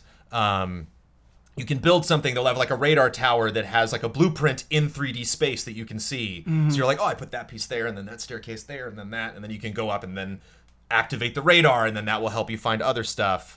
There's other little things you can defend to get different types of resources. And I think one of the things that I really enjoy about the game, I can go in all sorts of different directions, so try to wrangle me in here, is I love co-op games. I love versus. Versus is great, but like I really like teaming up with people. I really like playing Journey and helping people out in that game. And what I like about this game is they encourage co-op in a way where, like I said, there's like this overarching goal every time you go into an area. And there's city environments, forest environments, and suburbs. And so if I go into an area, all of us have to define this thing and defend it. But the other 3 people I'm in this area with also might have other objectives and other things they're trying to do. Oh. And I might stumble across those myself. So if I'm going in and I see somebody like, oh, he just found a mimic. So you're like, oh, there's like every now and then you find treasure chests and it'll get up and run around and like smack you. Does it have long, creepy legs? Yeah. Okay, it's like a female model with a big treasure chest head, and like the treasure chest like mouth will like open up and down. I think that's what they looked like in Kid Icarus. Maybe. But if I see someone doing that and like, oh, he found a mimic, and then I'm like, I wonder if that's what he's trying to do actually. If like that's his like main campaign mission now is like kill 10 mimics. Yeah. So if I find a mimic, I'll kill one for him. You know, so like I've gone into areas being like, I gotta find that relay tower, and then it'll be like, you did it, and I'm like, oh, thanks. Like whoever that was, like somebody just found one and did They're it. not alerting you to what the other people's individual objectives are. No. Okay. But you all know what you have to do to get out, Okay. and you can't just go into a mission, do the thing you got to do, and bail. You won't get credit for it. You have to finish the overarching And mission so, that everyone's doing. doing your individual missions, is that just sort of giving you bonus rewards? It's like the essentially? campaign. So you imagine like a mobile game, Yeah. where Jetpack Joyride is one that I remember, where you're just like a little jetpack, like Yeah. going through levels, and so they'll be like, go this far in this type of Yep. level, or capture this thing. So I'm playing the same levels over and over again, but I have different tiny requirements each time. Gotcha. And so And like that's the progression, basically. the one I'm trying to do now is that relay tower I was finding. They're like in a 40 plus zone, 40 like rank 40 up. You're 36. Fine. Yeah, so I'm like, that's just a ballpark. Like, Okay. they're like, you're All right. statistically, it basically means like you're gonna have to pay attention. You Yeah. know, like, but I was nervous. There was one point I was like level 23 doing like rank 36 stuff, and was like, should I be here? And then realized like, oh, I'm paying attention, so it's fine. So- like they're accounting for people just being like Looney Tunes, like I'm gone, and you're like the 3 of you are having to defend a base while the 4th person's just like la la la la, like running around. These individual objectives are not repeating. There's a progression, like you're going down Yeah. a list with them. And That is it's really cool. Slightly story based. Yeah. Ashley Birch is like the main robot person that's helping you Gotcha. like build this group of survivors. And so there'll be like a little bit of context about like, oh, we found that thing. Okay, now we got to find this other robot. So naturally we got to do 3 of these tower things and go do that. But again, you can pick, because if it's like, oh, rescue these types of survivors, I'll be like, oh, I'm going to do a survivor mission then. Because I'll most likely find that type of thing in that world. I'll be working with people that are kind of like-minded goals, that are kind of doing the same thing that I'm doing. But it's just really great. It has a chat system. It kind of feels like an MMO. So I'm playing on PS4, but you can see chat going by constantly in the window. Jones, And so it's neat to like communicate sometimes like with other players. Never gotten a headset though. you were talking about people typing really fast. Yeah. I realize this game has crossplay support. with PC. That's true. Yeah. So yeah, I'll see people in chat just like blazing by. I'm like, oh, I know it has cross save. So if I go from a PS4 to a PC, it'll like download my profiles. But Yeah, you can I play didn't know with about PC cross people. play. That's Yeah, cool. yeah. Very cool. Helps the community too. If you're just, it's like Star Trek Bridge Crew, just more people playing. You know, Right. like And- easier to find players to play with. A natural question that I always have, I really am fascinated about the structure of this game, but what I always worry about in games where you're doing multiple things, like, hey, you can build and explore and do all these things, and also you're shooting a lot, that the also shooting a lot part isn't very good on its own. Like, is that part interesting? Does it feel good to do? You're not getting sick of it? Is it advancing in interesting ways, either through, like, the weapons that you're getting or enemy progression, things like that? That's really great. Also, the traps are really fun too, because it's not. It was interesting. This is a great year for tower defense. I just finished Orcs Must Die Unchained. Just played Ark Survival Evolved, which finally came out on consoles. Finally got out of early access. So there's like lots of different ways to scratch that itch this year. But what I really like about Fortnite is with Orcs Must Die, it's really clear, like, these guys are going to come from this area and go down this hallway. Yeah. Whereas you'll get to a base and, like, I don't know where they're going to come from. Like, I kind of know they're going to spawn in that area, but, like, they might go up this ramp. There's guys that jump. There's guys that grab people and throw them. So, like, one of my favorite types of enemies I think is really smart is there's these skeleton women who have flaming heads who will get really far away and just lob. Lob so you'll what? hear like just fireballs. So you'll see them like, oh no, oh where is that? You know, and it's like if you just let them do their thing for a minute, it's gone. They'll destroy your whole base. There's guys, big fat guys that'll have kerosene or have like things that you plug into your grill, like big like gas canisters. So you see them from far away, and it's like, tank? no, yeah, like propane tanks. And so when they get close enough to an enemy, they'll really slowly like and throw it, and those are like awful. They'll just completely destroy your base. Prioritize the propane. So it's good, tanks. yeah. Whenever they spawn like 20 guys in a zone, it's always like, okay, you gotta like look through them to find like the dangerous people. Jones, what's so funny about the way you describe this game is how close it is to Metal Gear Survive. Which is why I'm excited about Metal Gear Survive. Yeah, I didn't realize they're almost identical because there's a lot of building and yeah. laying traps and there's phases and missions. And a things good like that. balance of permanence. So all of these things that you're building and all these things are temporary. Once you're done with that mission, you're gone. So Yeah. any resources you spent, Yeah. which is the one time I've gotten burned in this game, is there's a couple missions I've done with people where like I'll set up a whole base and look at the other player and they're like, let's go. And I'm like, you're not one trap or not one wall, nothing? Okay. Just me? Just me? And then we'll It's like- lose. so it's and I'm like like, thanks, man. Like, Yeah. you didn't build one thing? Come on, dude. And there's sometimes, like, I've been in and been like, oh, I'm out of resources. And I'm clearly with a player that's dropping, like, purple epic traps. And like, whoa. But are this you guy's really communicating good. to them But, what's like, happening? they continue, yeah. But again, that's why, like, I'm not on headset. I have not communicated a lot. Yeah. But that's why I like that it's co-op because, like, you can tell... You know, like I'll be like over by the thing that triggers the defense, and I'll look at the guy, and the guy just kind of jumps up and down. I'm like, okay, cool. Yeah. And I'll turn it on. Like, here we go. So you can just kind of tell like when people are like, I'm off doing my thing. Don't bother me right now. And like, okay, I did my little mission. Okay, I'm back. Are we defending? And like, yeah, I built the base. Let's go. So talk to me about character progression, player progression. You kind of mentioned that you're ticking off these objectives and Right. kind of going through this story, but I feel like there's some sort of hook beyond that some sort of reward that you're getting, and how is that doled out? It's quote unquote free to play. You got to pay in right now because it's early access. $40 is the cheapest barrier to entry to get Okay. in, and that goes up to like 120. I think is like the big crazy Founders Deluxe awesome prize pack. Sure. And the way I think to do free to play right, which is why I play Galaxy of Heroes every day, that Star Wars RPG, is Oh, whoa. what? RPG, come on, man. Yeah, it's a turn-based RPG.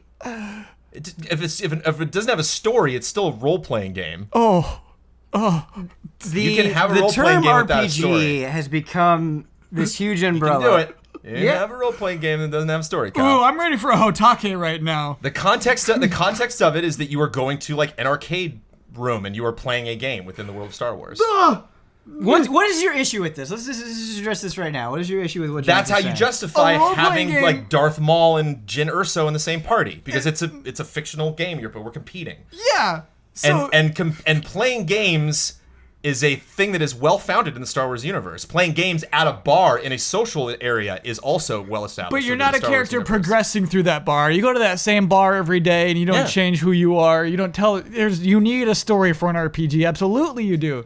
It makes it better, but it doesn't like I don't. So do you? The primary thing about RPGs is the battle system and not the story? For a mobile game, I play for 5 minutes every day, of course. Yeah. The way that I define a role-playing game is not necessarily story, not story, but that you have some sort of character who is progressing in some way. Yeah. That you have some sort of advancement. I get is- that the characters in his is party are trackable. through experience points. Right. I The don't major know, joy Jones. from this game is seeing these characters, is like finally getting 5 strong Empire characters, so I have a strong Empire party. Maybe we call it so like when they an- have like a mini game, they're like, oh, Yeah. there's the Empire challenge this week. It's Yeah. like, cool, I got Palpatine and Sidious and, So the maybe we could Emperor call it like Guard an and RPG Vader battle and game? ready to But go. the thing that's confusing is, back in the day, there a lot. You now have this invasion of RPG elements into everything. Yeah. And you didn't always have that. And so I think you could define an RPG more easily, but we don't call Call of Duty a role-playing game. Right. We don't do that. Call of Duty is more of a role-playing game than that Star Wars game. Why?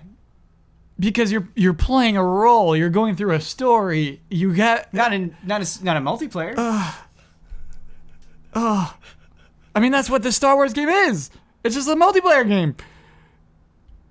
There's no way it's an RPG. it's a game within a game. I gotta slam my foot down. There's no way that's an RPG. I'll let us call it an RPG battle game because the battles are if you want to put a if you RPG battle game? yeah, Sure. role-playing game battle game. the game twice in the title. Oh boy. But Okay, anyway, yes. it's free Okay. to The play. reason you play that every day. And the way that they engage me with that game is there's a lot to manage. There's a lot of characters. There's a lot of different types of currency. There's a lot of ways to earn those currency. There's a lot of mini games set at different times. There's stores that have different clocks that open up new materials. So every time I jump in, there's always like, oh, I can spend a little here, and then I've earned a thing there. I'll spend that, and then okay, cool. Wait.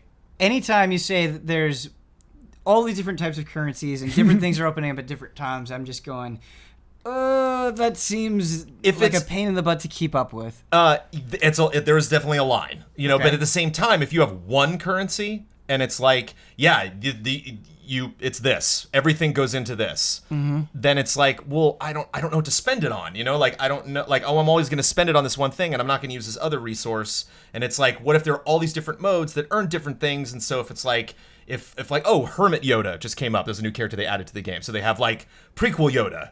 But Hermit Yoda's like classic Empire Strikes Back. He's Dagobah gonna Yoda. die. Don't pick Hermit Yoda. Right. So they just added territory battles to the game where you can like invest. So only guilds can play these. So it's like they have one that's on Hoth now. So I can like go into areas and be like, I'm gonna fight a battle here. Or I'm gonna put my ships into this thing. Or I'm gonna add my characters to this one part that they say we need these characters for this area. The guild has donated these characters, and can you add these other ones? Like, yeah, sure.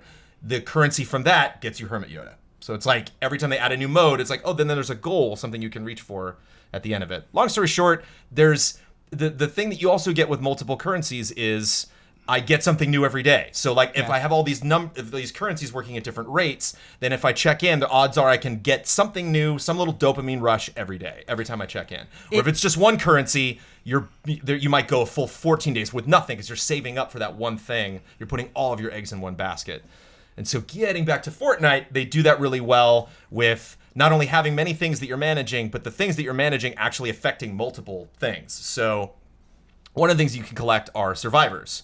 And you can assign survivors to different squads that affect different stat things. So one is like fire team that affects your damage. One is like engineers, and that affects your stealth. One's like affects your how much health you have. Another affects like how much defense you have, because you have like a shield before your health starts to go down. And some survivors are well suited to certain squads. You can put a survivor in any squad you want, but some are like, no, I'm designed for leading a squad. And I have a curious personality. And like, okay, if I want to assign that person to a squad, this person also has a curious personality, so I get a little buff there. Like, this person's good for the fire team specifically, so I get another little buff there. Again, you don't need to. And then you can level up those individual survivors and then assign them that, and they gain strength that way. You don't see them on the map when you're playing the game, You right? never see these characters ever. Like they have their own art and little personality. And so like I like when I get the same survivor twice, I'm like, no, I already have that guy. I'll dump that. And if you retire anything, schematics, weapons, heroes, defenders, survivors, you get XP. So if it's just like, oh, I don't need this thing. Thanks for giving me that. I don't want it. I can just like dust in Hearthstone. I can destroy that and then spend that on something else. Then there are defenders, which you can put a spot on your base and put someone on it and give them ammo, and then they'll just be like another AI person defending your base. So they are on the map when you're playing. Cool. Those defenders, and then heroes, which are the people you play as. 4 classes: soldier, which is mostly guns; outlander, which is what you want to be if you want to go find stuff, resources; ninjas,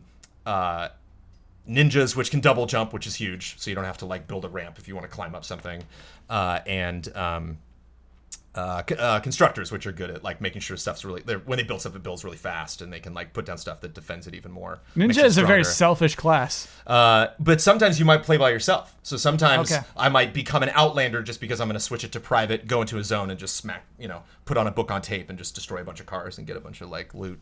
So again, like all these different things that you're earning, you can decide to destroy a couple. You can transform some. So if I have like 5 really strong lower tier survivors, I can combine them together to make a really cool survivor. And a lot of this stuff I haven't really gotten into because I'm not really at that point yet where it's like, oh, I really need to get my power stat up. It's like it's not that desperate at this point. I'm still just enjoying it. But there's just so many different tiers about how you can shuffle all this stuff around, what survivors are in what tiers. You can send, in classic Assassin's Creed style, you can send people on missions to go get materials, but those are heroes.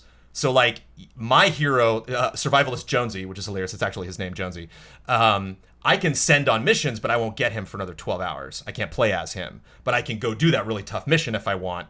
So like if I know I'm not going to play for 2 days, like, oh, I'll send Jonesy on a mission, and then like I'll come back 2 days later and like he's back and he you were able to do this thing you weren't able to do before because you sent your really tough guy. Or I'll just send like some of my lower level heroes and go do that. And just the building and defending, and it's everything I love. I love the zombie genre. I love defense. I love building stuff. I love the Team Fortress cartoony vibe. I love the free to play model. I love co-op. I cannot stop playing this game. What I love and hate about Frame Trap, Brandon, is Fortnite is a game I would have skipped. Because there's so much out right now. There's so many things vying for my attention. I'm not particularly into tower defense. It's just not something that I have to check out, or I'm super curious about that style of game. But I feel like you've explained so many different components of it very well, and you've done a good job of justifying why you're so into it, and your excitement that I can sense from you. Now I'm like, I gotta at least play a little bit of it. Well, it's Epic Games. Yeah. And so it's not like bad. It's not like, oh, this one part's really buggy. Like, I think one match crashed. And like, there's some weird UI things that'll get a little wonky, but like nothing that's like kept me from a reward that I deserved. And one time I booted up the game and it just ran better. The frame rate was better. It looked better. It was like, oh, so like it's fun to like check in and be like they added a new enemy type, just randomly, just drop that in there. Right, like it's still pre-release. It's a little like purple right? chubby thing that floats in the air and will shield an enemy. Mm-hmm. So you'll see a big guy coming in and you go like, oh, where's that little purple fat little thing? Oh, and you gotta like shoot him to take away the shield, and then you can do damage. So yeah, Jones, my question to you is to Ben, to the audience, would you recommend they just wait for a free to play? It's gonna go free to play next year sometime. I talked to the PR team at PAX, and they were kind of like, because I thought it was January. I like remember them announcing that at some point, but they said like we don't know, sometime in 2018. Sure. So perfect time to wait. Your boy Jonesy will be there, ready at level 52 or whatever. That if you need some help. And that's fun too, is you can go, there's a little question mark area on the map that you can select and be like, whatever, throw me into a map of someone who needs help. Cool. But I'm glad that you've taken a look at this like early buy-in period, so that when it is free to play, like now it's on my radar where it probably wouldn't have been before. And another thing I didn't get to bring up at the time is had we not had this conversation, I never would have played Tales of Adventure. Ever. Oh, sure. And yeah. I don't know when I'm going to play it now, but like it's just now it's somewhere in the back of my mind. Yeah. Now that it is a possibility, I could play Tales of Adventure at some point. I am a little disappointed though, and I never say this. I never say I'm disappointed in Brandon Jones. That never happened. And we had made it through. He talked about everybody's golf. That was great. He talked about Fortnite, which was wonderful. We made it through this whole conversation. We got to the tail end, and he said the word. And I expect Huber to do it. I expect Kyle to do it. Damiani's actively looking for it. But I don't expect you to do it, and you throw it out at the end. I don't even know why you had to say it this way. You said chubby. You said chubby. I don't know why that had to happen. That one last little anecdote. We were so close. Now we're stuck in this frame trap. All right. We got to get out. You know the rules. The demons, they're going to feed me some questions. You're going to have to pick between A, B, and C. Now, what we're going to do, the person that gets the most points gets to break us out of the frame trap. So to get into the frame trap, to say your answer, you have to be the first to whisper. If you scream, the other person gets a free answer. Okay. Or if you do not whisper, I guess I should say that's a better way of saying it, the other person gets a free answer. You have to whisper HOTTAKE into the mic. HOTTAKE. Just like that. Okay. Just like that, audience. But I have some good news. The reason why we're not sucked into frame traps immediately and why the demons have been so nice is we have some aid. We have some outside aid from some sponsors who are giving us a little bit of space, a little bit of energy in this caught in a frame trap game. And our first sponsor, who's been with us the whole time, big thank you to them, is Argos of War, which is a first-person World War II experience that redefines the survival genre. Launching with an unrelenting 6-kilometer environment and featuring an innovative multinational warfare system, foraging, hunting, salvaging, bunker building, NPC and resource management, and a deeply customizable job system, your strategic and survival prowess will empower you and your brothers in arms to battle toward multiple paths of victory. Argos of War is more than just another survival game. It's a love letter to World War II and survival fans alike. Follow the development of the project at Argos of War on Twitter for daily updates. And our next sponsor, I was streaming Dragon Ball FighterZ on Sunday, and he was there, and he was saying some fun things. Just a good guy all around. Nothing to plug. Just our second sponsor is Greg, the Dark Knight Kettering. Thank you, Greg. So, today, our Caught in a Frame Trap game, just a fun little thing that we do to break up the show, a little trivia game right in the middle, is I pick a category, and the category for this Caught in a Frame Trap is locations. So I'm going to say the name of a location, and you have to tell me which game it's from. There'll be 3 options, A, B, or C. Please wait until all options are read before you answer. Remember to whisper HOTTAKE into the mic. Okay. Kyle, don't look at the iPad. All right. Okay. The first location, Magmoor Caverns. Magmoor Caverns. Is that location in Xenoblade Chronicles, A, B, The Conduit, or C, Metroid Prime? HOTTAKE. Kyle. We already established this is not fair to Poor Jones. That is from Metroid Prime. It is not fair to Poor Jones. I didn't know when I made How could this you have game. known? How could I have known? How could you have known? He's Yeah. not played. He's not played Metroid Prime. I got to come up with these questions. Yeah. I don't know what everybody's played. You didn't know I was the going point. to say, Chubby, there's a lot of uncertainty here. There's a lot of uncertainty here, but that's going to be a point to Kyle. It is not fair to Jones, but I did not know beforehand that it wasn't fair. The next location, Santa Destroy. HOTTAKE. So, Kyle, Yep. I explicitly said you have to wait to whisper HOTTAKE. Okay, all right. So Jones options gets a free. That Jones means Jones gets gets a free one. It's a Jones gets it's a free Bossman one. joint, though. Yeah, Here we yeah, go. Here Yeah. we go. Okay. So your okay. options, please wait. Your options are A, Killer 7, B, Lollipop Chainsaw, or C, No More Heroes. I'm gonna go No More Heroes. Okay. No. I gave it up. I gave it up. Maybe I didn't make this clear, so I'm not going to punish Jones, but even if you get a free answer, you Oh, it's still still have to HOTTAKE. whisper Okay. HOTTAKE. But that probably wasn't clear, so I'm going to give it to you. Which one did you say? HOTTAKE? Yes. C, No More Heroes. That is correct. Yeah. 1 point for both of you. So I got the question right, but I I went gave about it- it all wrong. I gave you that point. I Give gave him her the point. I handed Give it him right the to you. point. Okay, all right, all right. All right, number 3, Rupture Farms. Is that from A, Jak and Daxter, B, Oddworld, or C, Beyond Good and Evil? HOTTAKE. Okay, we're cutting it a little close there. I think you cut off the C. Watch it. We're gonna let that one slide. You said the word C. Yeah. You gotta wait. You gotta read the whole title. It's also a letter. That was a little patience. What's your answer, Kyle? B, Oddworld. Correct. Nice. On a roll today. I didn't make these hard enough.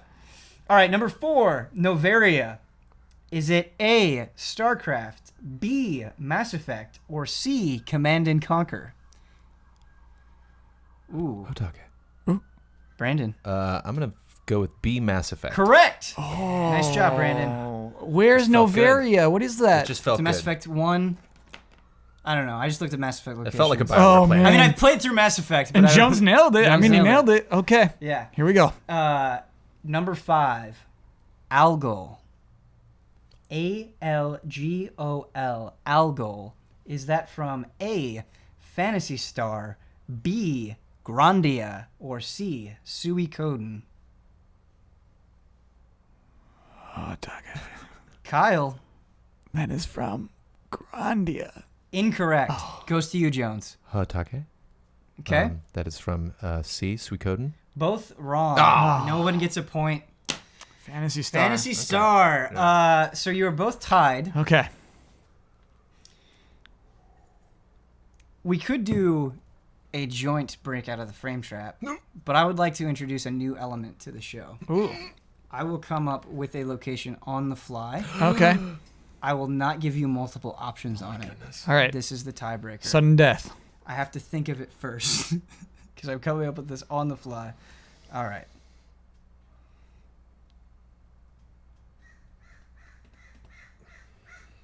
Give me just a second.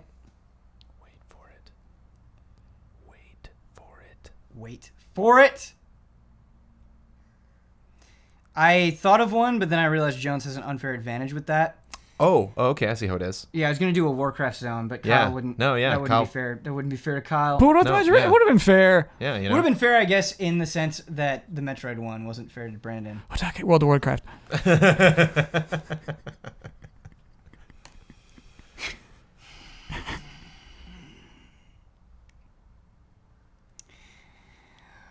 I'm struggling to think of video game locations. Tough video game locations. Tough video game locations. Potentially obscure video game locations. Potentially, okay. Need a good Diddy Kong Racing racetrack right now. All right. So, I'm gonna. You're not gonna have to name the specific game. I want you to tell me the series that this is from. Okay. Okay, we'll do it that way. All right. Okay, That's a clue. that's a clue. That's a clue.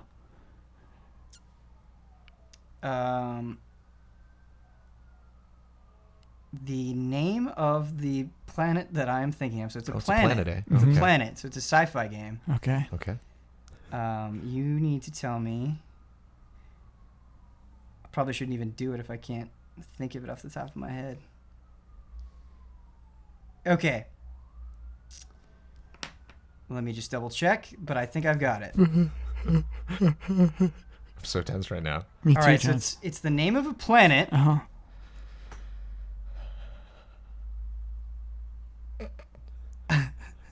Requiem. What series is that from?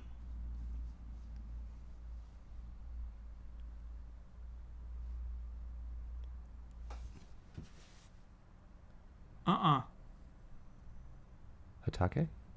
Brandon.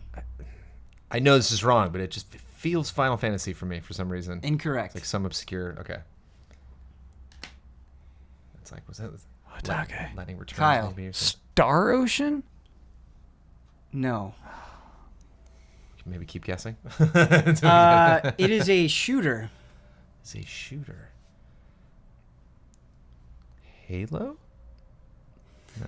HOTTAKE. Brandon, you did not whisper HOTTAKE. HOTTAKE. HOTTAKE. Kyle? Halo. Correct. So I feel like I have like Yep. botched Yep. this just about as well as I could have. No, What is that's a Requiem? What good planet? Kyle Okay, way to so win. Requiem, this is what the official wiki says. Requiem, also known as Shield 0001 and unofficially named the legendary planet, was a micro-Dyson sphere in which the Ur-Didact was imprisoned by the librarian. The massive exterior shell of Requiem encases a planet, a forerunner Shield world. So it's not actually the planet, it's like the shell around the planet, according to the description. But that's what I was thinking. Is that Halo 4? That is Halo 4. Okay, wow. Yeah. Jones should get it. He Yeah. knew it. I didn't. I'd like to apologize played to by the the audience rules. there. Please hold your angry comments. I don't think that was a good way of handling it. I don't think Requiem was a good choice because I think I was kind of misleading with my description. But we'll give it to Jones. Give it to Jones. Oh, hey! Yeah. Break us We'll out, give it to Jones. Get us Because outta the here. reason we're giving it to Jones, I don't think Jones has ever broken us out of I've a never frame broken a trap. frame trap. I don't even know how to do yeah, it. Wait, So he wait. gave a good fight. Fisticuffs or like my. So Brandon, Oh, do let I me set HOTTAKE this up I because don't I know. want Can I you to HOTTAKE? disappoint. You cannot Okay. HOTTAKE. I don't, Yeah, I don't right, want you I to disappoint. You wouldn't can't dare. Otake. That belongs to me, unfortunately. So we've had Blood stand up and do a tiger knee. Oh, okay. We've had a fusion, a Dragon Ball fusion. We've had a bunch of physical actions, so you can do like an energy blast. You could do a dance. Whatever you think is a fun, creative way to get us out of the HOTTAKE, you can do. Okay. I'm gonna do my hunter's call. Ooh.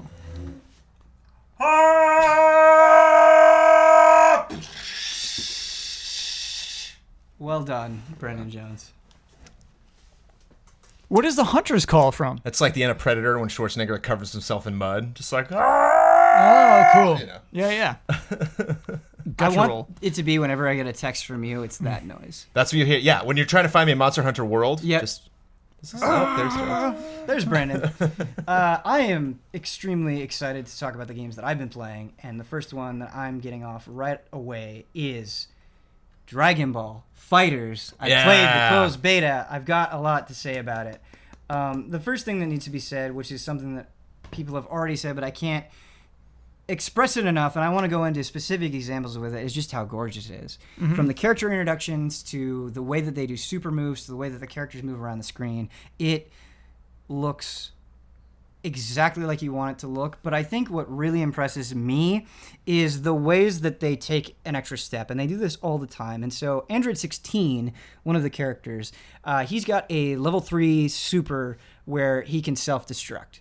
And you think about that, okay, he grabs him, he blows up. You can kind of envision how that would work in a fighting game, where he would like scream and there'd be a big explosion, like a giant circle on the screen.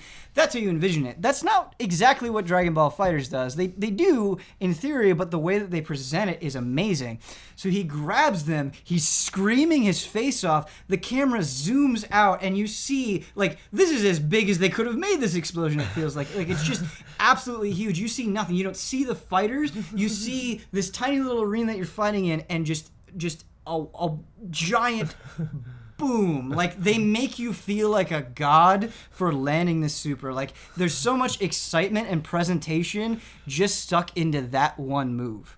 Android 18, her buddy is Android 17, and you can bring him out for moves. And in her level 3 move, they kind of do a duo attack where they'll be like on different sides of the opponent and they'll be blasting away at them. If you have Krillin in your party, Android 18 gets married to Krillin in the series. If you have Krillin in your party, it will sub out Android 17 for Krillin, and he'll do what Android 17 does during that move. And it's just like, awesome. You don't have to do that, but it makes it so exciting when you figure that out. And I was going like, wait, does that happen? And the chat was freaking out. It was just really, really cool. And so that stuff, as a Dragon Ball fan, even if you don't care about fighting games, even if you're intimidated by them, I think just the level of presentation makes it so much fun.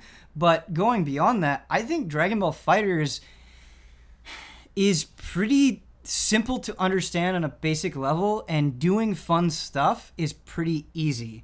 And so it's a 4-button game. You've got a light punch, a medium punch, or a light attack, not a punch, a light attack, medium attack, heavy attack, and then you have energy blast that you can do. And you can auto combo by just pressing the buttons, but that's actually really good, because what's cool is you can do an auto combo and then figure out like, oh, okay, I can do my super into that. And so it just sort of naturally gets you into the rhythm of doing a super after a combo, and it feels like a really natural progression. And the way that like the different moves that the different characters do, like Cell, if you're doing an auto combo, he will dash forward, and you're like, oh, okay, that's useful in certain situations or whatever. But the motions for special moves are really straightforward. It's just quarter circle motions for the most part, or like down and a button. They don't, outside of a couple of exceptions, they don't really get more complicated than that. You have a move called this rush move, basically, where you push a button and you'll fly toward the opponent.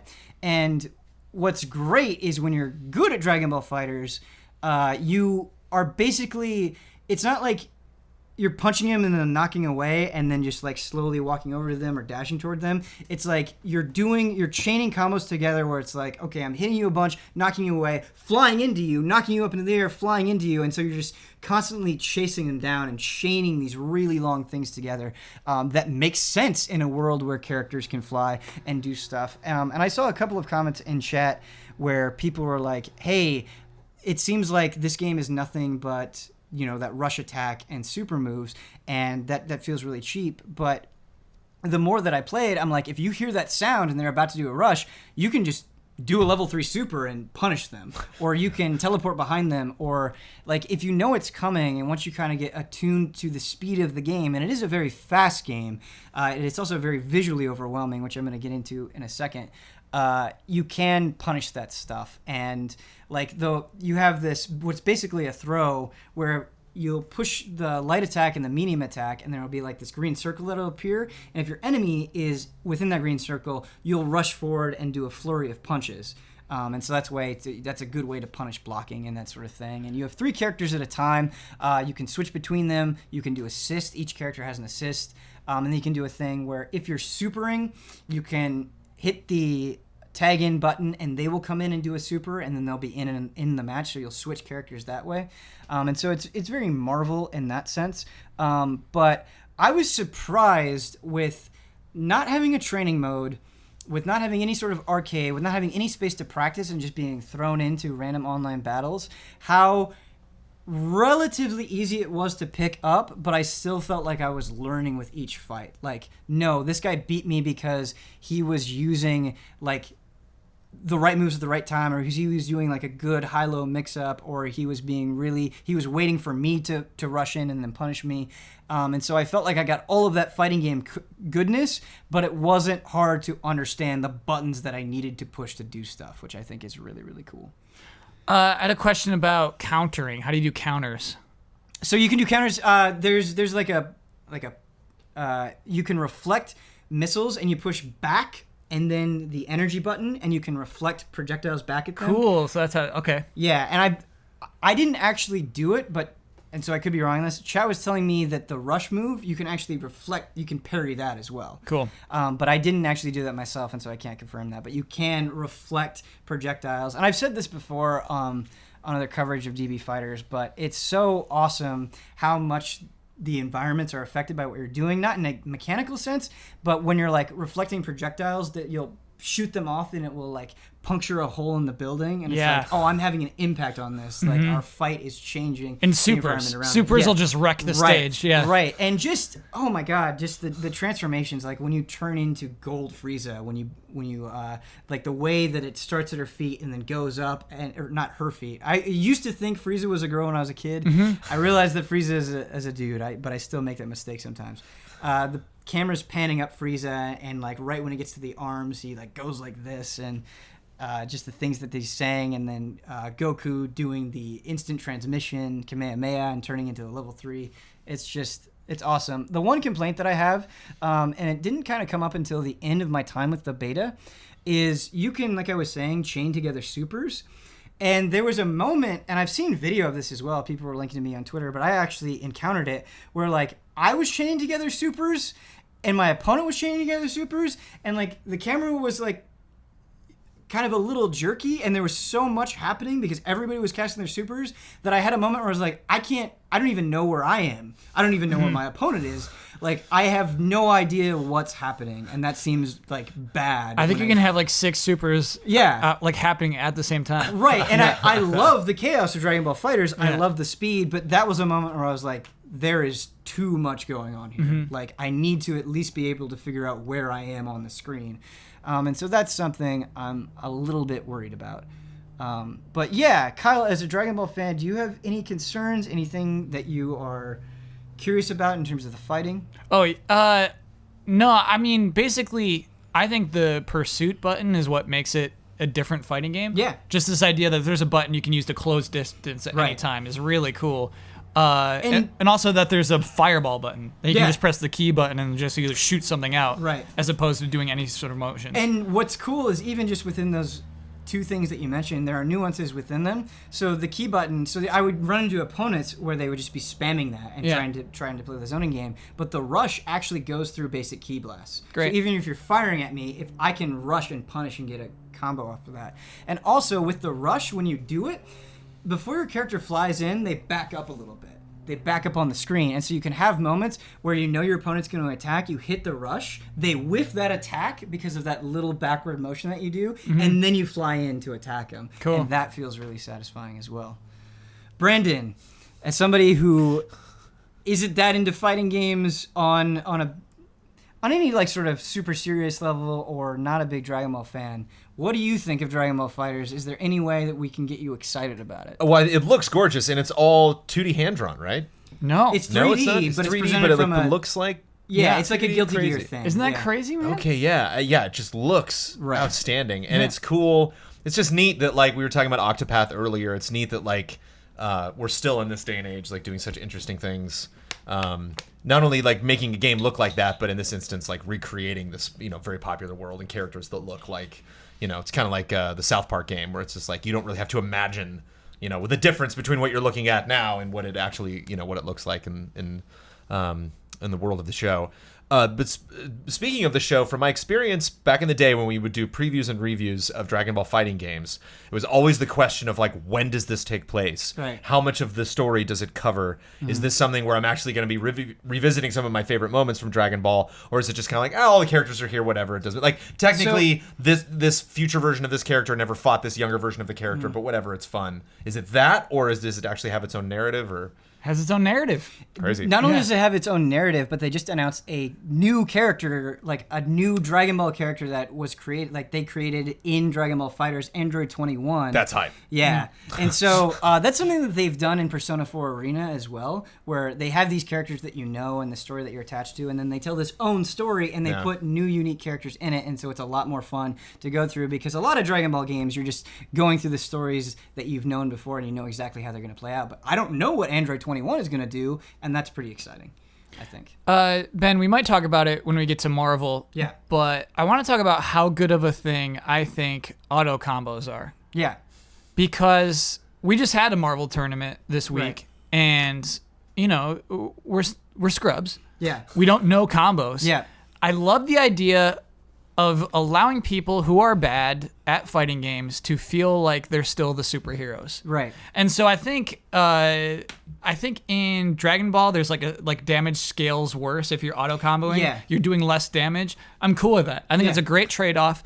I think that it's just fun to sometimes just let somebody have fun with the game. Right. And you won't be competitive. You won't get to Evo just doing auto combos. Right. But when you're playing with your friends, you all get to feel like you're playing the game that you see it when it's streamed. And so that's kind of fun. I really love the idea of finding that compromise of making fighting games kind of accessible. Yep. Saying you can just press the square button a bunch of times and you'll feel good. I think there are different ways that you can do auto combos, and I think the way that Dragon Ball FighterZ does it is much better than the other way, and I think the not as good way of doing it is like where it's like, okay, you can't do the other stuff, so just do this, kind of as a consolation prize. In Dragon Ball FighterZ, it actually feels like a building block. Cool. And what I like about that is you're doing the auto combos, but so like you don't understand this character, you don't know what you're doing, you're very intimidated, and so you're like, I'm gonna do an auto combo, but you realize just kind of naturally that you can do different things during that auto combo. You can finish it in different ways, and so it's like this first step into doing bigger, broader things, and so it feels like it's a great in-game way as I'm getting used to the pace of a fight and dealing with my opponent of using it to lead to more advanced stuff, and I think that is awesome. And I think Dragon Ball FighterZ, from what I've seen so far, does a very good job of that. Yeah, I think that's cool. Yeah, absolutely. Speaking of Marvel vs. Capcom Infinite, that's the next game that I may be talking about. And I am very conflicted about Marvel vs. Capcom Infinite. I have some very good things to say, and I have some very bad things to say.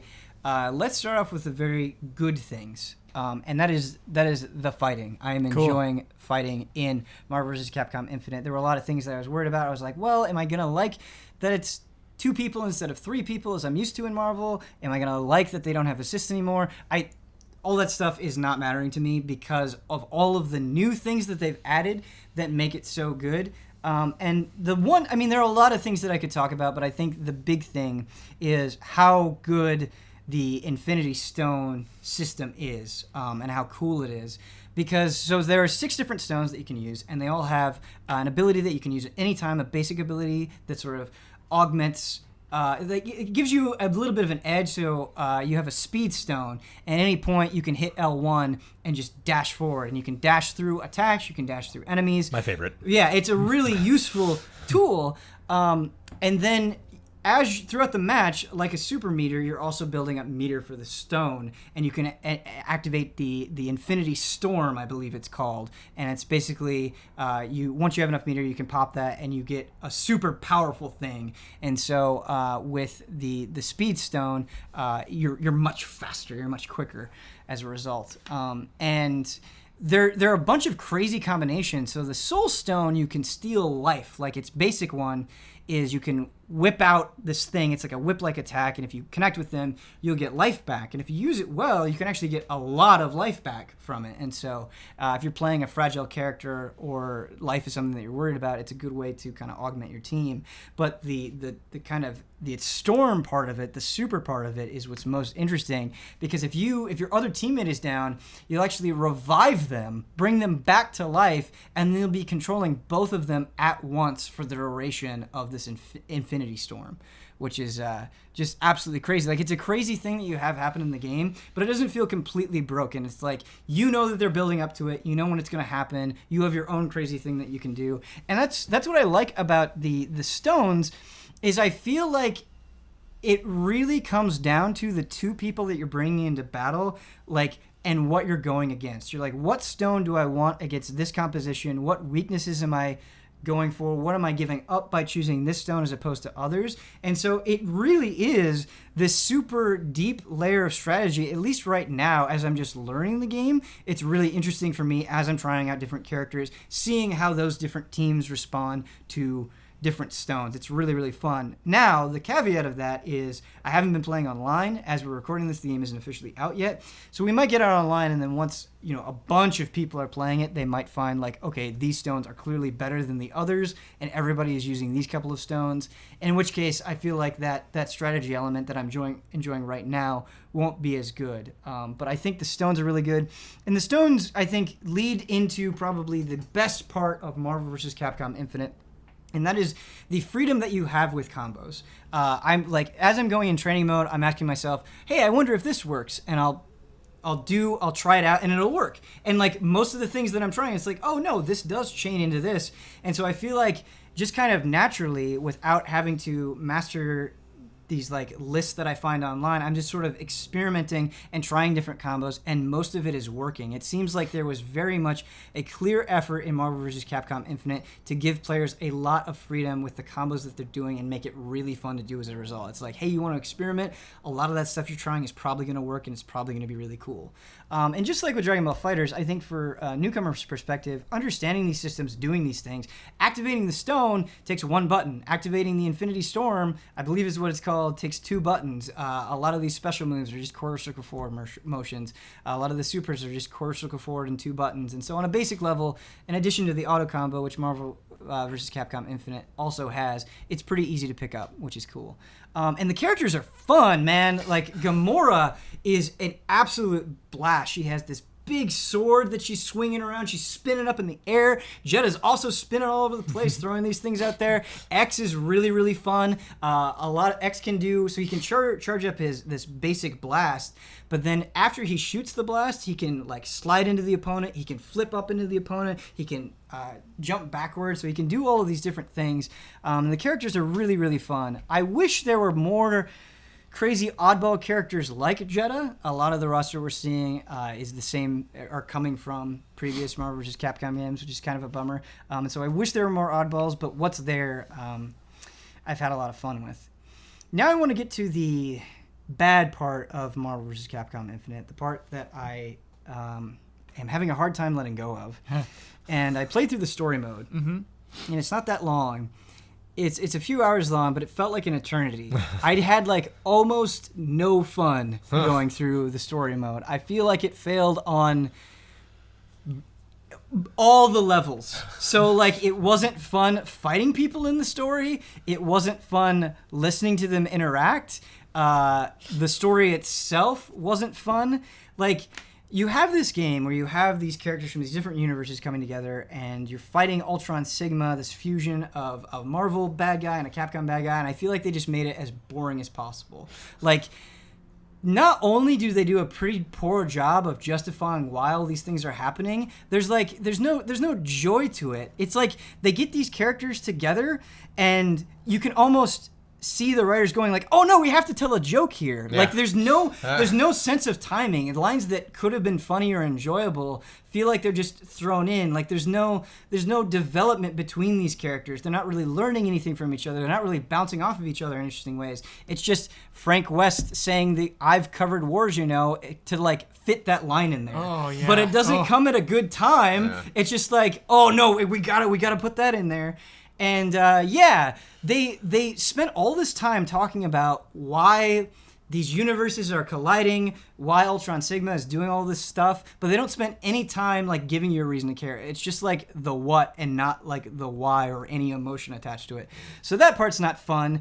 But then the game, especially during the story mode, you realize that this game just does not look good. It just doesn't look good. Like, there are things about it that look good. I think some of the attack animations look really cool and in motion. There's a fluidity to it that I like. But like the faces on some of these characters, and I know they updated the Dante face, the Chun-Li face, but like when you're seeing these cutscenes, so many of the characters, human or not human, they have these dead eyes. And like the way they're like pantomiming their words, there's this lifeless quality to both the script and the presentation that just completely takes you out of it, and it's really hard to care about what's happening, and that's why it felt like an eternity to get through. And also the performance is really bad. Like, I'm watching these cutscenes, and like almost every single cutscene I feel like is stuttering. And it's really weird. Oh, you mean like technical performance? Like technical performance. Oh, okay. It's like choppy. Wow. I don't know if that's something that's going to be fixed in a patch. I don't know if other people. I haven't seen other people complain about that. But during my experience, like every single cutscene, like characters would be moving, and you would see the frame rate just take a dive. Wow. Which was weird. For a second, it would just hiccup. But the fights themselves are also not good at all. So it's where the limited roster is a problem. Because there are characters, one that is confirmed to be DLC, Black Panther, and another one that is rumored to be DLC, who I'm not going to spoil. I think they actually confirmed the 4 first DLC characters this morning. Okay, who did they confirm? Because I missed this. Monster Hunter. Okay. Venom. Okay. Black Panther, and it would be a Capcom one. What is the last one I'm thinking of? I'd have to look it up. I'm sorry, Ben. Sigma? Sigma's DLC. confirmed. Yeah. Sigma's confirmed, yeah. So in the story, there's this moment where you meet up with Black Panther and the Monster Hunter. And they totally make it seem like you're going to be able to fight with them. They're like, okay, guys, let's fight. And then you just don't. Oh. And it's like so obvious that it's like, oh, yeah, that's the DLC. Like, it would have been cool if maybe you would have given me a little bit a taste of them or something. Or like at least presented the story in such a way where it's not so obvious that like they're fighting here, but I can't play as them. It just sucks. Like, it just feels bad because the way they do it is just they make it way too obvious, and it hurts a little bit because you're like, I know that if I get the DLC, I'm going to be able to play you, and so that's really frustrating. But the battles themselves are not fun. A lot of times you're fighting like generic soldiers, and they're not interesting, and they're really easy to take down. But you're also just doing a lot of the same fights again. It's like, okay, I'm fighting Jeddah again. I'm fighting Thanos again. I'm fighting these same characters in basically the same way. They do try to mix it up a little bit. There are some fights where it's like, okay, they're attacking this structure, and I got to defeat all these enemies before that health bar depletes. Or, like, I've got to defeat this boss before my character dies. But while that is a condition of the fight, it doesn't really dramatically change how fights play out all that much. And so I feel like I'm just kind of not thinking my way through these fights, not enjoying the story, and just like having a pretty bad time overall. I have the 6 characters that have been announced. Okay. So the first 2 are Sigma and Black Panther. And then after that, we get Monster Hunter, Winter Soldier, Black Widow, and Venom. Mm-hmm. Okay. Cool. So that's Winter actually, Soldier. yeah, that's 3 Marvel and 1, or yeah, that's 4 Marvel, 2 Capcom. What were the 2 Capcom? It was Monster Hunter and Sigma? Yeah. Okay. That's Yeah. crazy. Winter Soldier, that'd be so cool. So there's also an arcade mode for Marvel vs. Capcom Infinite, and while we're just talking about it on Frame Trap and why the reviews aren't up yet, is I still need to like thoroughly test online. I haven't actually done arcade mode yet either. Mission mode is okay. I feel like they do the bare minimum of like kind of explaining, like they give you a text description of what this thing is and then you do it, but they don't explain everything all that well, and they don't give you the best examples for running through this stuff. Is it like Street Fighter V then? It's like Trials. So it's like Trials where it's like, hey, do this thing.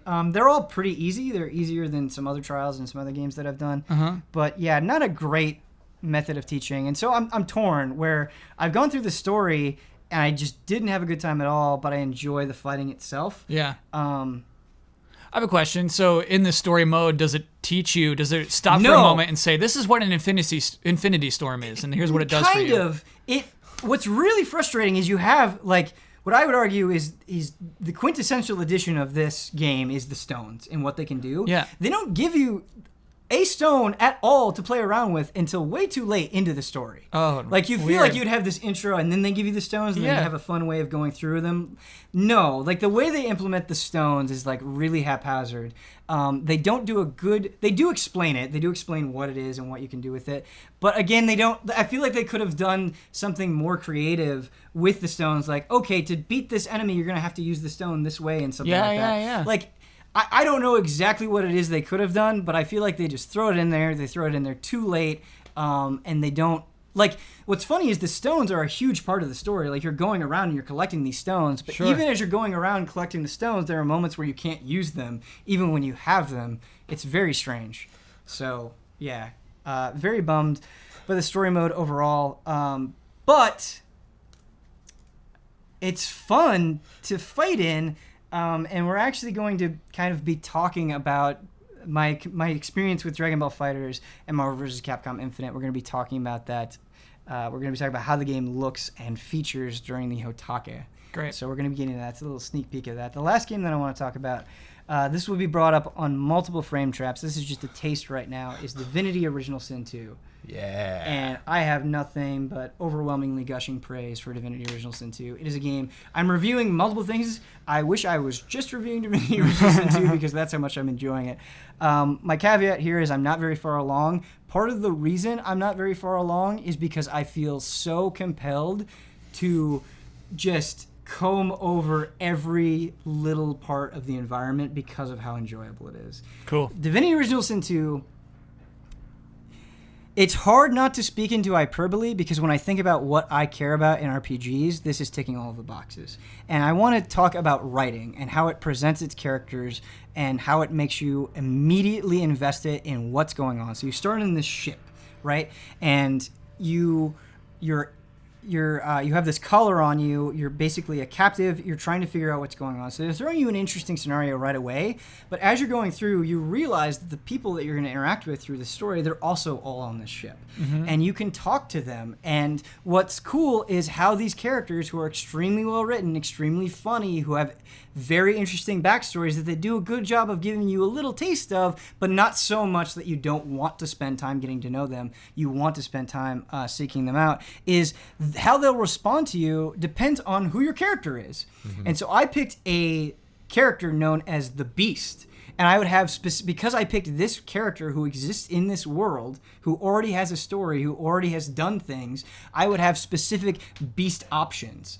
Like, oh, I'm going to use it, like, do you know me? Have you heard of me? And they're like, oh, yeah, I've heard of the Beast. And so it feels like even in this little area, I had all of these choices that I could make for my creative character. And because I picked this one specifically, I'm getting all of these dialogue, all of these choices that I wouldn't have otherwise had. Mm-hmm. And it feels so good. It feels so good. And that choice extends to everything else as well. Like very early on, you run into a cat or something like that. You run into some sort of animal, and it's like, boy, you could get some useful information from this animal if you had the skill talk to animals. And it's like, here's this whole path that I could go down if I had just made that choice. Can you later, or is that blocked off to you for the rest of your adventure? No, I should be able to later. Or Okay. I'll get like I have the Red Prince. He's a lizard man. Mm-hmm. And I don't have a shovel to dig holes. But when I run into these holes, because he's a lizard man, because I have him in my party, he can dig up the holes. Cool. And he's nobility, and he's like, oh, I guess I'll do manual labor if I have to. Like something along those lines. Mm-hmm. And so it's a pretty cool moment. But I feel like with these types of games, where you have these isometric CRPG games, the environment is really just a backdrop to put characters in, a backdrop to have fights in, but are not actually interesting themselves. The environments themselves in Divinity Original Sin 2, much like they were in the original game, but I feel like even more so in this one, are really interesting to explore. So after the ship, you kind of wash up on shore, and I'm exploring, and I'm like, there's a treasure chest up there. How do I get up there? I can climb up these vines and find these people hiding out. Oh, there's poison here. I gotta go around the poison. So it feels like actually the space that I'm moving to, I have to pay attention in. Like, I think about old Infinity Engine games, and there would be times where I would just like open the map and my characters would be like green circles, and I would click on a location and just watch the green circles move to that spot because it like didn't matter. Yeah. Whereas here, I don't feel like I can do that. Here, I have to pay attention to where I'm moving and like look in the environment for objects or secrets or whatever it is. Are they rendered in 3D? Yeah, they're rendered in 3D. Cool. Yeah. Mm-hmm.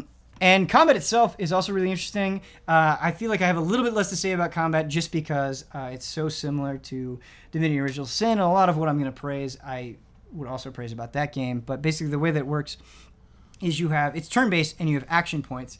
And you spend action points to move. And then you have abilities that cost action points. But what's really cool about the combat system is the way that you can use different effects and how that changes battle. So like I've got a spellcaster who will like throw oil on somebody and then he can light them on fire, or another character can light them on fire. And so thinking about how like different things in the environment can interact with your spells or abilities and what other characters can do is really cool. But for a game like this, where you have so many different skills, where you have so many different options, when you have action points to deal with, when you have like space to deal with, the UI is exceptional. Like, I haven't played Divinity Original Sin in a long time, and coming into this, I felt like I immediately knew how to do everything. I could understand skills easily at a glance, the way they highlight specific information, the way that they like even manage inventory, but especially during combat, it's extremely easy to figure out what you're going to do and when. And I think in a game like this, that could be intimidating to people who aren't used to open-ended RPGs, that's a really important consideration to have. Like I said early on in Divinity Original Sin 2, but I have nothing but gushing praise for it right now, unless something dramatically changes through my playthrough. I'm extremely excited to play through it, to review it, to do stuff on that. We are going to do, because it's a long game and the review's not going to go up right away, we are going to have like kind of an impression so far video, and then we'll have a full review at some point, and I can't wait. I can't wait to get there. Brandon, I know you are very interested in Divinity Original Sin 2. Yes. What is it specifically about this game that you're excited about? Just in that there's no straight line through the game ever. Yeah. At any point in relation to any of the systems, be it like you were saying, how you approach combat, how you talk to someone, that like, and you touched on that already, that like it's not only who I'm choosing to talk to, it's who I am. Right. And so it was interesting. The one example that they gave is they went into, when I checked it out at PAX 2 years ago, they went into some area and there was a statue out front, and every single member of his party went up and clicked on the statue to look at it, and they all said totally different, interesting things about who is that. You know, like one person knew who it was and didn't like them.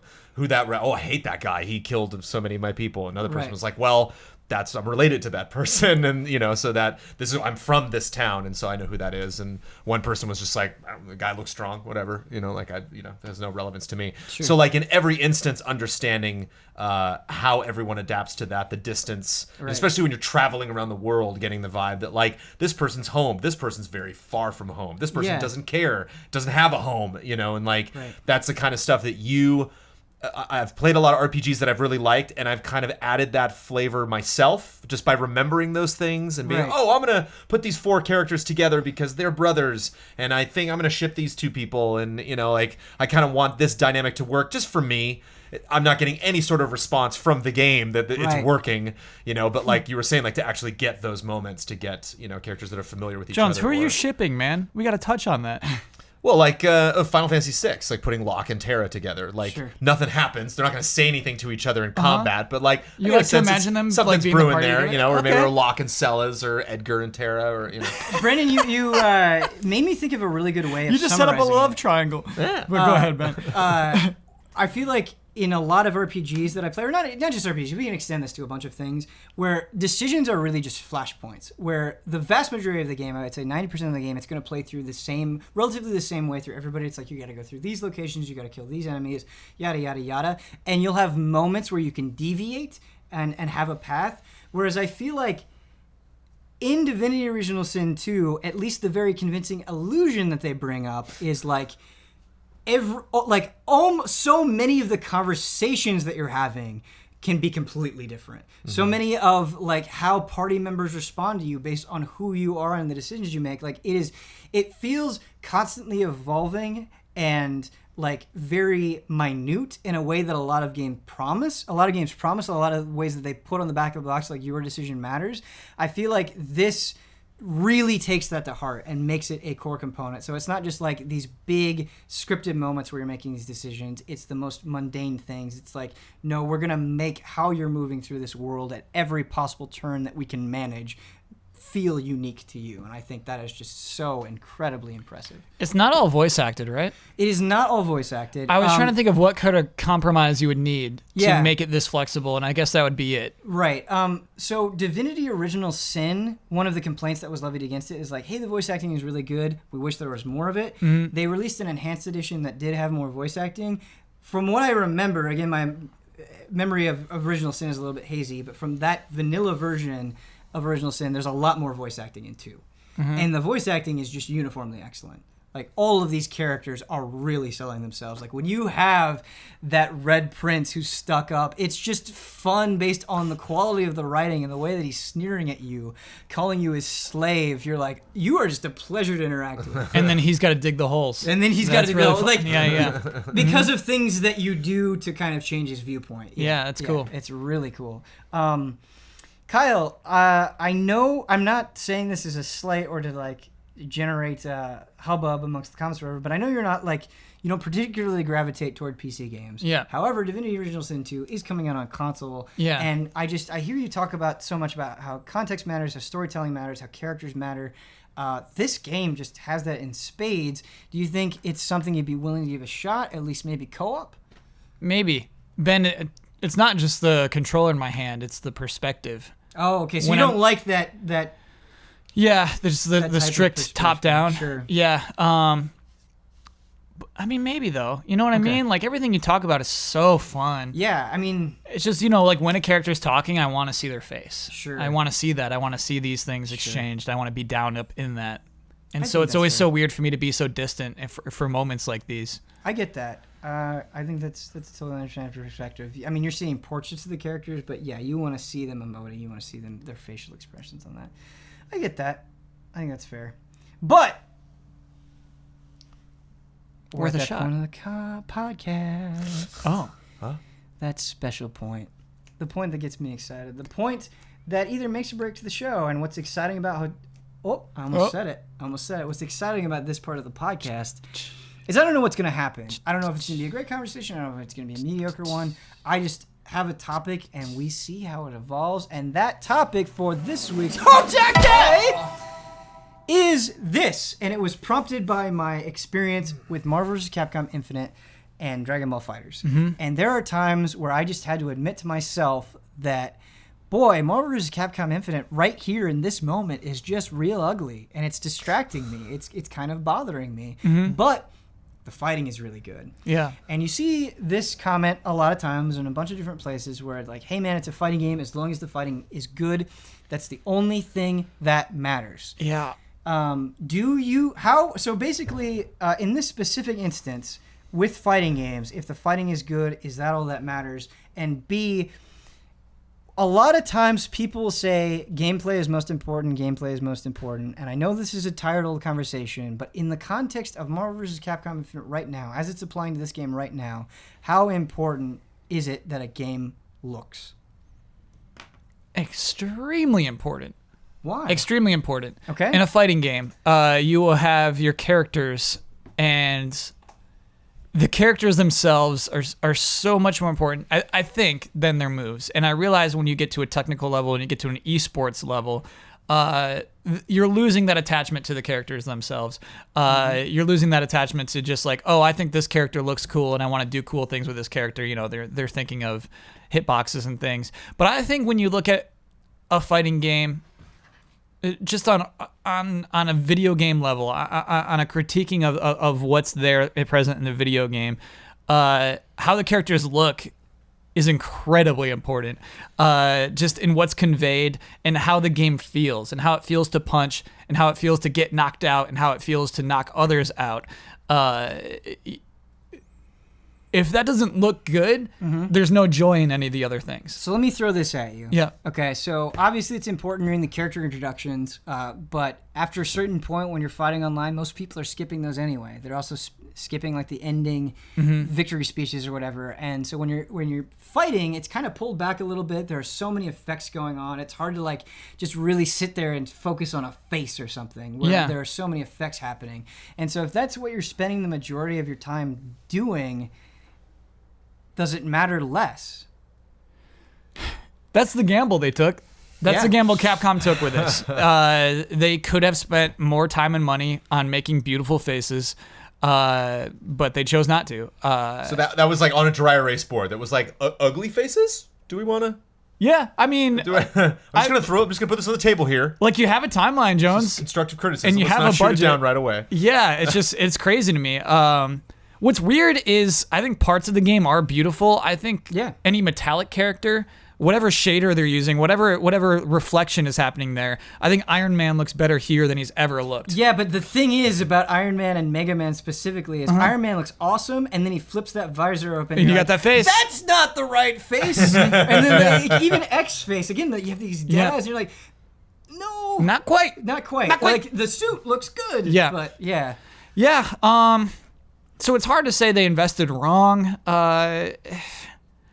What sucks to me, Ben, is how good 2D Capcom sprites are. Yeah, Just absolutely. perfection. Yeah. You can't look at that and say that's a bad face. You can't look at that and say that's a bad punch. Like almost across the board, they were just so good, top of class. You know what I mean? Like nobody's doing this better. Third Strike sprites, best in the biz. Yeah. And so it's weird to be able to point out imperfections in a Capcom fighting game. Well, I think it's also like back in the day, seeing these worlds collide. Yeah. Street Fighter at the time was still a largely 2D franchise, Right. And these are the characters from the comic books coming to life, from the Marvel universe, and so we weren't like deep into the cinematic universe that we are now with Netflix and movies and everything.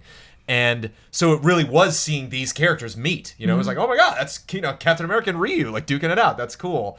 Whereas in this game, it's like, who are these people? What? Like, I'm familiar with Frank West, but like that ain't Frank West. It's like I know X, but I don't know who that is. It's like they like there's no footing. There's no like, oh, it's they did that design of my favorite character. It's like every single one of them's like, what? Well, and like maybe like Hagar's like fun, but like so many of the other ones are just like, boy, I'm just not into this style. removing the sprite discussion, it would be one thing if this was like their first 3D fighting game, but in my opinion, Ultimate Marvel vs. Capcom 3 is a good-looking game. Street Fighter 4 is a good-looking game. There are a lot of parts of Street Fighter 5 that look good. Mm-hmm. And so I feel like they've made really gorgeous 3D fighting games before. Does that, because they've done it better before, does that make this even worse, or is that an irrelevant question? It's not. It and, Ben, it's the budget. That's where you could point at it and say it was budget. That's where, because we know they can do better. They wanted it out. They wanted this team there on this thing, and they just wanted to get this game done, basically. And so that's what sucks. They can fix Chun-Li's face 1,000 times, but like her character model is still off. Her head is tiny, and it's weird. And so it's weird. It's something that like I'm still extremely excited for this game, but it's weird to think that they have a multi-year plan and this is the foundation, and they could have put more into it. That's the weird part. So hold on. Yep. You're still excited about this game. Yep. You care a lot about these characters. Mm-hmm. You enjoy going through the story mode of Street Fighter games. You enjoy going through the story mode of any fighting games and getting more attached with the people you're fighting as. Mm-hmm. Based on how they look, and let's just take me. You can disagree with me, of course. Sure. Just take me at my word for the story mode. What is still making you excited for Marvel vs. Capcom Infinite? Spider-Man looks really good. So you care about that They nailed character, it. They nailed and he Spider-Man. looks good. He looks really good. Yeah. Okay. They nailed Spidey. They nailed a lot, and it still just looks like kind of like what we talked about when we were talking about auto combos. It's fun to be a superhero beating up people. Sure. Like that's just, there is an innate joy to that. And when you think of like the core idea of video games and fighting games, just the idea of beating someone up as Spider-Man or as Firebrand, like that's still fun. That's still a really like there's a joy to that simple fun. And so there is, as the accountants probably figured out, there's a good enough. Okay. There's like we can spend this much money and people will still be happy. So we live in a world where, a lot of people, most people, the vast majority of people can only buy so many games, and there are a ton of good ones out right now. And you're like, man, there's an innate joy with beating dudes up with superheroes with these crazy Capcom characters. What about Injustice 2? What about a game that looks really good, that has a lot going on, where you are beating up people as superheroes? Does that make the proposition of Marvel vs. Capcom Infinite worse, or is it a completely different thing? It makes it way worse. I think if you look at an average consumer, Injustice 2 sold very well this year. Yeah. I think it will continue to sell well this year. I think it will embarrass Marvel vs. Capcom 2 because of its presentation. I think Marvel vs. Capcom Infinite is maybe a better fighting game. It will sell worse than a inferior fighting game with a much, much better presentation. And I guess you could argue for its progression as well. There's just more to do, and like you unlock loot and gear and things like that. And I think people like that. Do you agree with that, Brandon? Oh yeah. From the little that I've played of Infinite, Injustice is clearly the superior game. And to bounce off what you said, When you Kyle, say it is clearly the superior game, could you give me like just a couple of bullet points why that is? the story is fantastic. The context behind what's going on, who you're fighting and when, and not only following a bunch of characters that are all kind of on a collision course, like playing as different pairings of groups of characters that go to different locations and do different things.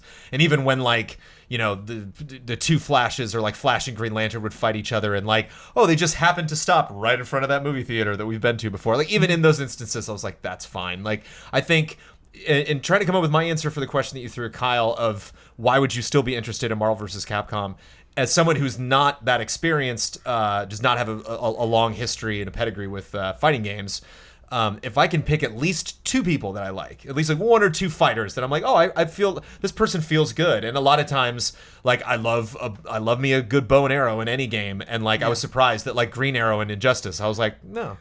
And like Hawkeye and Marvel vs. Capcom, I'm like, I like this guy, But like Dante, I'm not played Devil May Cry 1 and loved it.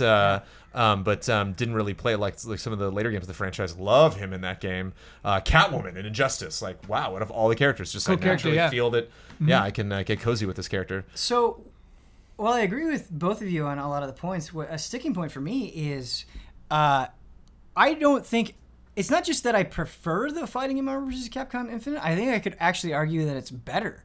Having played not a ton, admittedly, and I'm not the best fighting game player by any means whatsoever. In fact, I'm a total scrub. But playing it Injustice 2 and playing Marvel vs. Capcom Infinite, like at the point I was in Injustice 2, like I've played like, I don't know, maybe 10 hours of Infinite, and where I played 10 hours of Injustice 2, I'm still thinking to myself like, oh wait, can I do this? Can I do that? Like, how can I combine these stones? Like, there are just so many more pieces that I can think about how to piece together, and it's more exciting than Injustice 2, where I kind of know how fights are going to play out. I know what these different characters can do. And not that it's bad, I just feel like I have more options, and therefore is more interesting to me in Infinite. And I think that's a big deal. Yeah. And so my follow-up question to that is, let's flash forward 2 years from now. And we've kind of gone after, like, the initial response to Marvel vs. Capcom Infinite has come and gone, and an esports scene has risen, and you're seeing it at EVO, and people are getting really excited, and the community has really gotten behind this game for one reason or another. Maybe it's the long history of Marvel vs. Capcom, maybe it's just how good Infinite is on its own. Do you think if that scene really picks up this game in a meaningful way and it has legs, that a lot of the talk that we're having right now becomes irrelevant? It's hard, Ben. It's hard. Street Fighter V absolutely disappointed Capcom when it comes to sales. But it was the most watched EVO game. And so its success as an esport is probably what's going to carry that game beyond its initial sales disappointment. And I expect Marvel vs. Capcom Infinite to be the same. I think it will be well received in the competitive scene. And so, yeah. Again, about just enough, like we spent just enough money on the looks. I think they did it, man. But here's what frustrates me so much, Kyle, is I think when you're talking about the health of a genre as a whole, the health of fighting games, to me, it just immediately makes sense where, you have Street Fighter, regardless of how good you make that, not that it can't blow up, not that it can't be a big deal. There are obviously tons and tons of people who know who Ryu is, who know who Guile is, who love those characters. But I think when you just combine Marvel, when you're combining Spider-Man, Iron Man, all of these, the Guardians of the Galaxy characters, which just blew up, when you're having that and you have these Capcom characters and you have the potential to make a really interesting fighting game, there's just this natural sense of we can get more people into this. And I think that's what NetherRealm has done a really great job of, is it looks so good that even if you don't care about fighting games, you want to see how Alien is going to fight Sub-Zero. I think that's just naturally exciting for casual players. And I think it's easy to turn your nose up at casual players, it's easy to say they don't matter, they're not going to be allowed in the long run. We don't need them to be allowed in the long run. We need them to spend their dollars so we can make this thing more successful, so we can get better games, so we can make this thing like more multifaceted, more supported than it already is, in my opinion. I'd say it's been a really good year for fighting games, though. Tekken 7 has been embraced in a way that I didn't expect it to see. Yeah. And yeah, Injustice 2 as well has sold crazy well. Street Fighter 5 kind of tanked, but I mean, it still did okay. Yeah. It's still 1 million plus. Well, maybe it's 1 million by now. But the thing is, Kyle, with Tekken 7, I feel like it didn't cut corners. I mean, there are some corners that you can argue being cut with Tekken 7, but let me justify that statement where it looks fantastic. Yes. The roster is huge. Mm-hmm. There are different ways to play that game. There's a story mode, there's an arcade mode, there's treasure battle, there's gear that you're unlocking, there's progression. Obviously there are criticisms to have, but what I'm saying is like there's a lot, like depending on the type of player you are, I feel like there's a lot in there for you. Even if you don't stick around for the long run, there's something there, and it's really well presented. It looks super good. Mm-hmm. Whereas I don't feel like you can argue that with Marvel vs. Capcom Infinite, and when you're comparing those things side by side, and when I'm comparing Dragon Ball FighterZ side by side, even though it's a different game, I think the fact that I look so good as Trunks doing what I'm doing, that I'm more emotionally invested in the fight, matters in the long run. Yeah, absolutely. It was really funny to hear Maximilian, a popular streamer. I was watching a lot of his Dragon Ball streams. Yeah. So the way he describes it is his enjoyment of it, and it actually, like, this registered deep with me. He says, I love the intensity of it. I love that every character is screaming the entire time, that every battle feels like it's life or death. Right. And you realize, like, how important that actually is. Right. That actually motivates you to do better in the game. And so when you're playing a fighting game and a character's just like, moi, moi, like little kissy lips, like it's not there, you know what I mean? Just like, thank you for fighting me. But this idea of Dragon Ball where everybody's just intense, everybody's smacking each other as hard as they can, screaming at each other, every super is just like, everything. Every character is at that level, maybe not the androids, but it's an intentional choice with the androids. It means something to the game, to the mechanics, to the punches and kicks, the combos and pressing everything right. It feeds into itself. Let me play devil's advocate here. Yeah. So you have all of these supers, you have all of these attacks that are really intense, they're really grandiose. Yeah. We're kind of at a point with Dragon Ball FighterZ where we haven't been able to play a lot. It's been at events, we've had this closed beta, it's not out yet. Mm-hmm. Let's say the game's been out for a year, and it's like, man, I really love playing Dragon Ball FighterZ, but I'm sick of seeing that same animation over and over and over again. Do you think you can reach a point where those animations are a hindrance to the game? Yeah. And again, this is stealing straight from Max, but he said they just need to increase the damage of the supers a lot. And I think it would solve that. Sure. You wouldn't see them as much if they just killed the enemies faster. You know what I mean? Sure. And so, yeah, I think that'll be tuned for sure. It's just so hard to imagine getting bored of, like, Boo turning you into a cookie and eating it. Right. Can't imagine that being boring. Isn't. Yeah. It's real good. And Jones is a different shaped cookie depending on which character he shoots at. Awesome. So, like, it's a cookie version of whatever character he shoots. It's so good. Brandon, what's crazy to me is you sat down and you played through and this is just anecdotal evidence, but you played through all of the story of Injustice 2. Yeah. You played through it. And you don't play other fighting games. You don't play the story mode in other fighting games. A fighting game having a story doesn't necessarily mean you're going to play it or not. So was it just your fandom of DC that made it through it, or was it like how NetherRealm presented the story? What was it? I don't know if you know this or if you experienced this in the past, but Michael Huber can sell a video game. Yes, he can. And so there's a little bit of that. I think it was the confirmation of that. It started with just my interest. I had played Mortal Kombat versus DC Universe. And then played the first Injustice. Didn't finish. I think I finished the first one. I did not finish Injustice. And then was curious going into this. And then I think the first thing was people just screenshotting like the faces from that game and being like, "Oh my goodness!" Like some of these people, it's kind of eerie. Some that look so good that others like don't look as good, and so they look weird. And people were just kind of fascinated by the crazy attention to detail that they had done with the character models. And so that kind of made me more tempted. And then. hearing people, you guys had really strong opinions. I don't like Wonder Woman, and Superman wouldn't make that decision. And I was like, wow, it sounds like some interesting stuff is going on here. And I like that that you got decisions at any time, especially at the end where they were like, Superman or Batman? Batman. Okay, thank you. I kept waiting. I know you tried to build that up, like, oh, I don't know. Oh, Like, yeah. right. It was I kept obvious. waiting in Yeah. the Marvel vs. Capcom Infinite Yeah. story because you have like these groups of people and Yeah. they're like, okay, we're gonna fight now, and I'm like, okay, I'm gonna get to select who I fight as. Yeah. They choose the good guys, huh? And it's I really, hate that. it's Hate funny that. to me, like we were talking about animations getting old and everything. I think for me to really get into a fighting game and really feel that like it's not just my own fandom that I love Trunks so much that I'm adding that to this experience. But like I see what you just did there.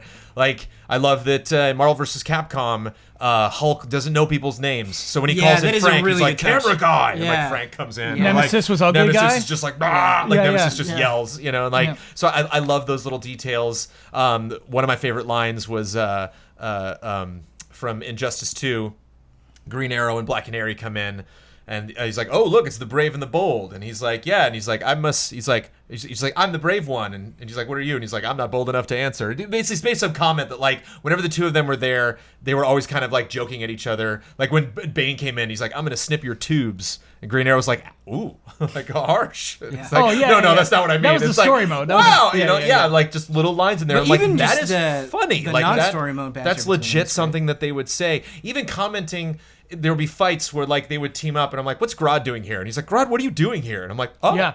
cool." Yes. Like they know. Like it makes no sense. Swamp Thing just wandered up and started beating the crap out of us, but like they understand that. Like Harley's like, "Wait, no," like trying to explain to him, like, Right. you know, just doesn't get the chance before you duke it out a couple times, and now Swamp Thing's on your side. Like, Yeah. It's funny. That story constantly justified itself. Yeah. Yeah. It was really, really funny.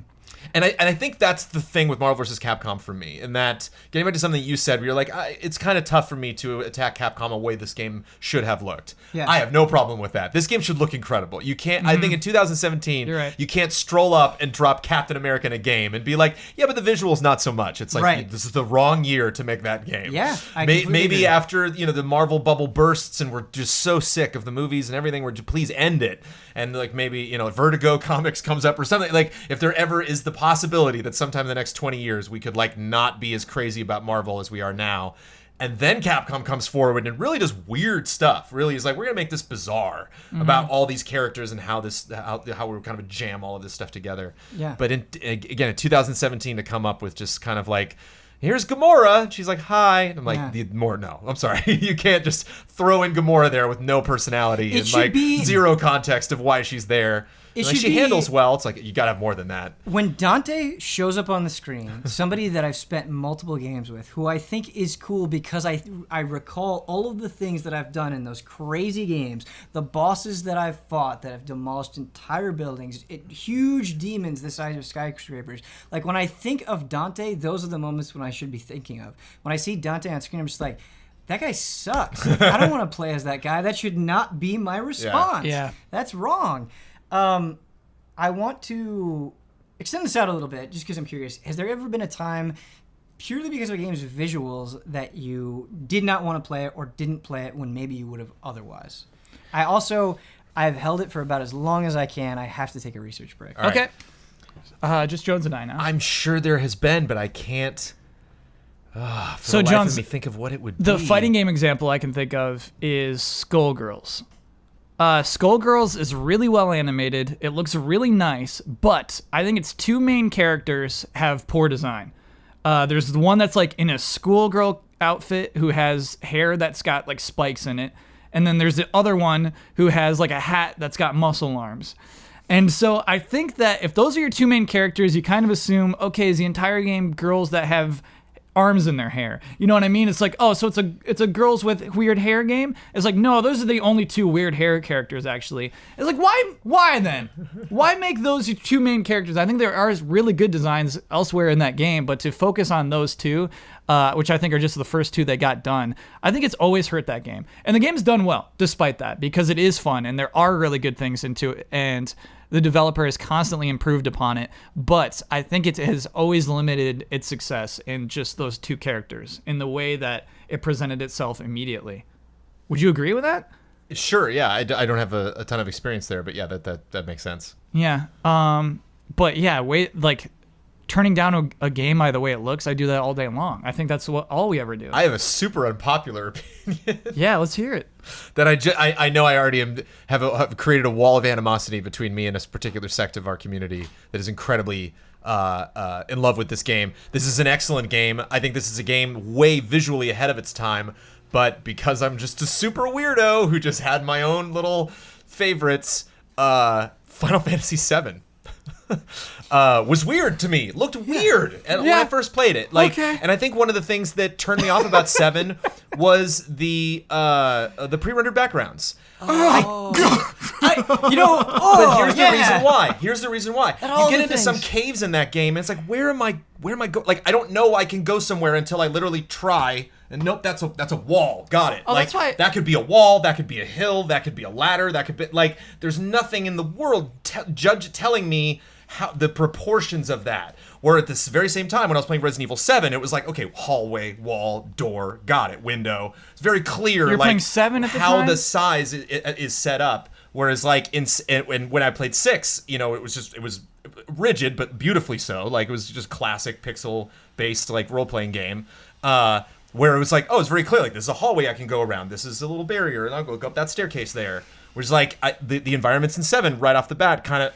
Like, there were. It's hard. I can't go up that staircase, but it kind of looks like I can. And Beautifully. It's hard to written. evaluate again, looking this back criticism. now, I sound like a crazy person. But like at the time, going from 6 to 7 was very jarring. Was very like, this is the same franchise, and like everyone around me was like, yeah, get it, deal with it. And I was like, weird. Like, I don't like trench coats and helicopters and machine guns and tanks, and I'm not. No, I don't. This was not why I liked 6. Sure. Yeah. Visually, and I was just like, I'm kind of out. I mean, it's funny because I think that's why people get so passionate when arguing about favorite Final Fantasy and why it's so divisive is because they get attached to a specific style, a specific look, and then when it changes so much, they feel alienated as a result, and you have to wait so long between entries. And when you love something so much, it's hard to wait. But I realize, Jones, your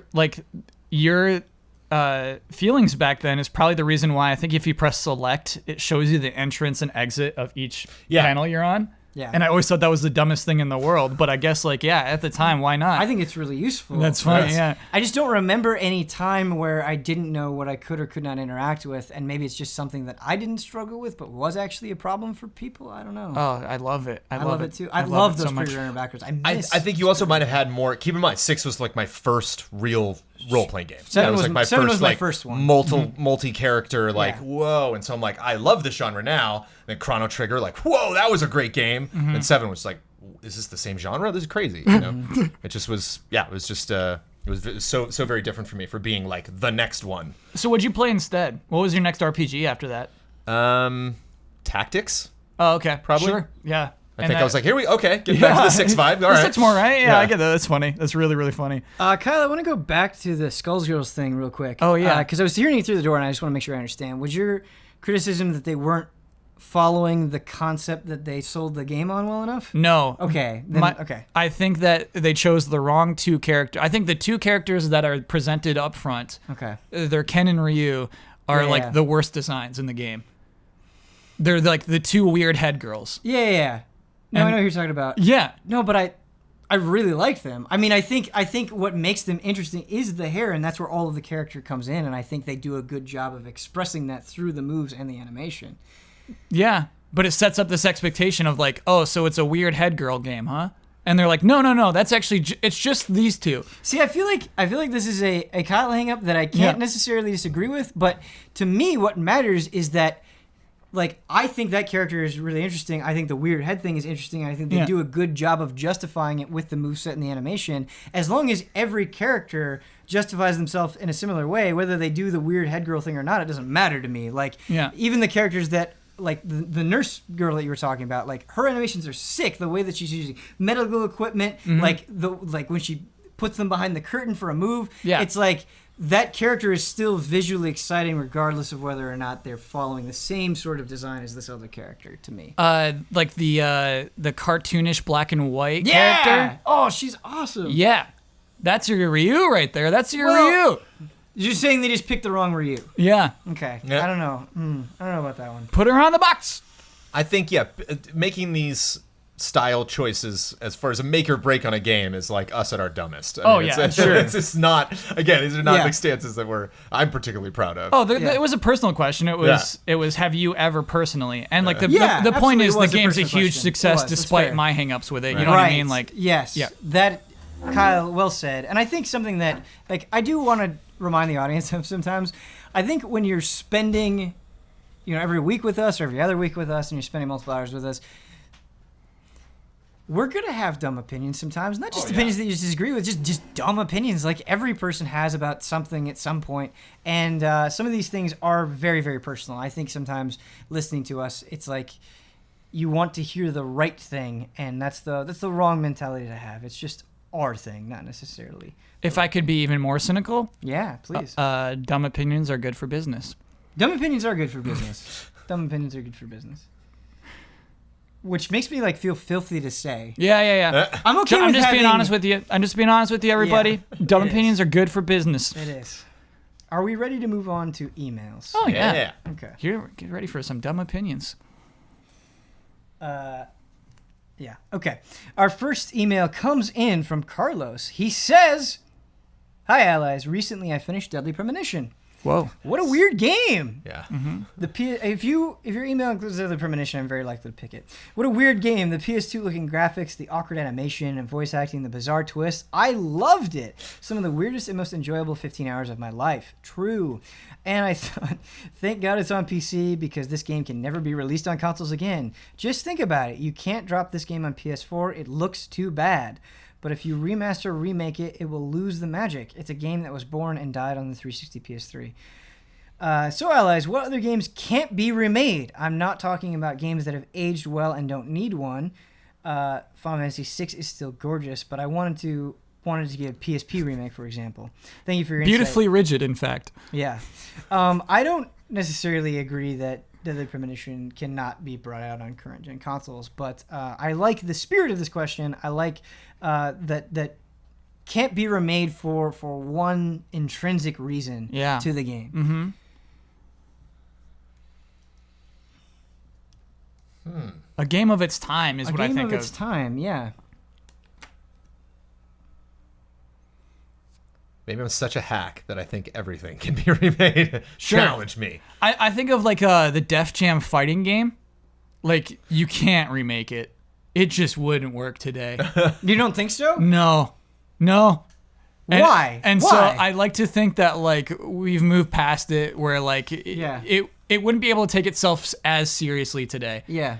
And of course there was a jokiness to it at that point, but I think the way they sold it is this game's cool. Yeah. It's cool that these hip hop stars are fighting each other in a fighting game. It is cool. Yeah. I think it would still be cool. Do you think so? Yeah.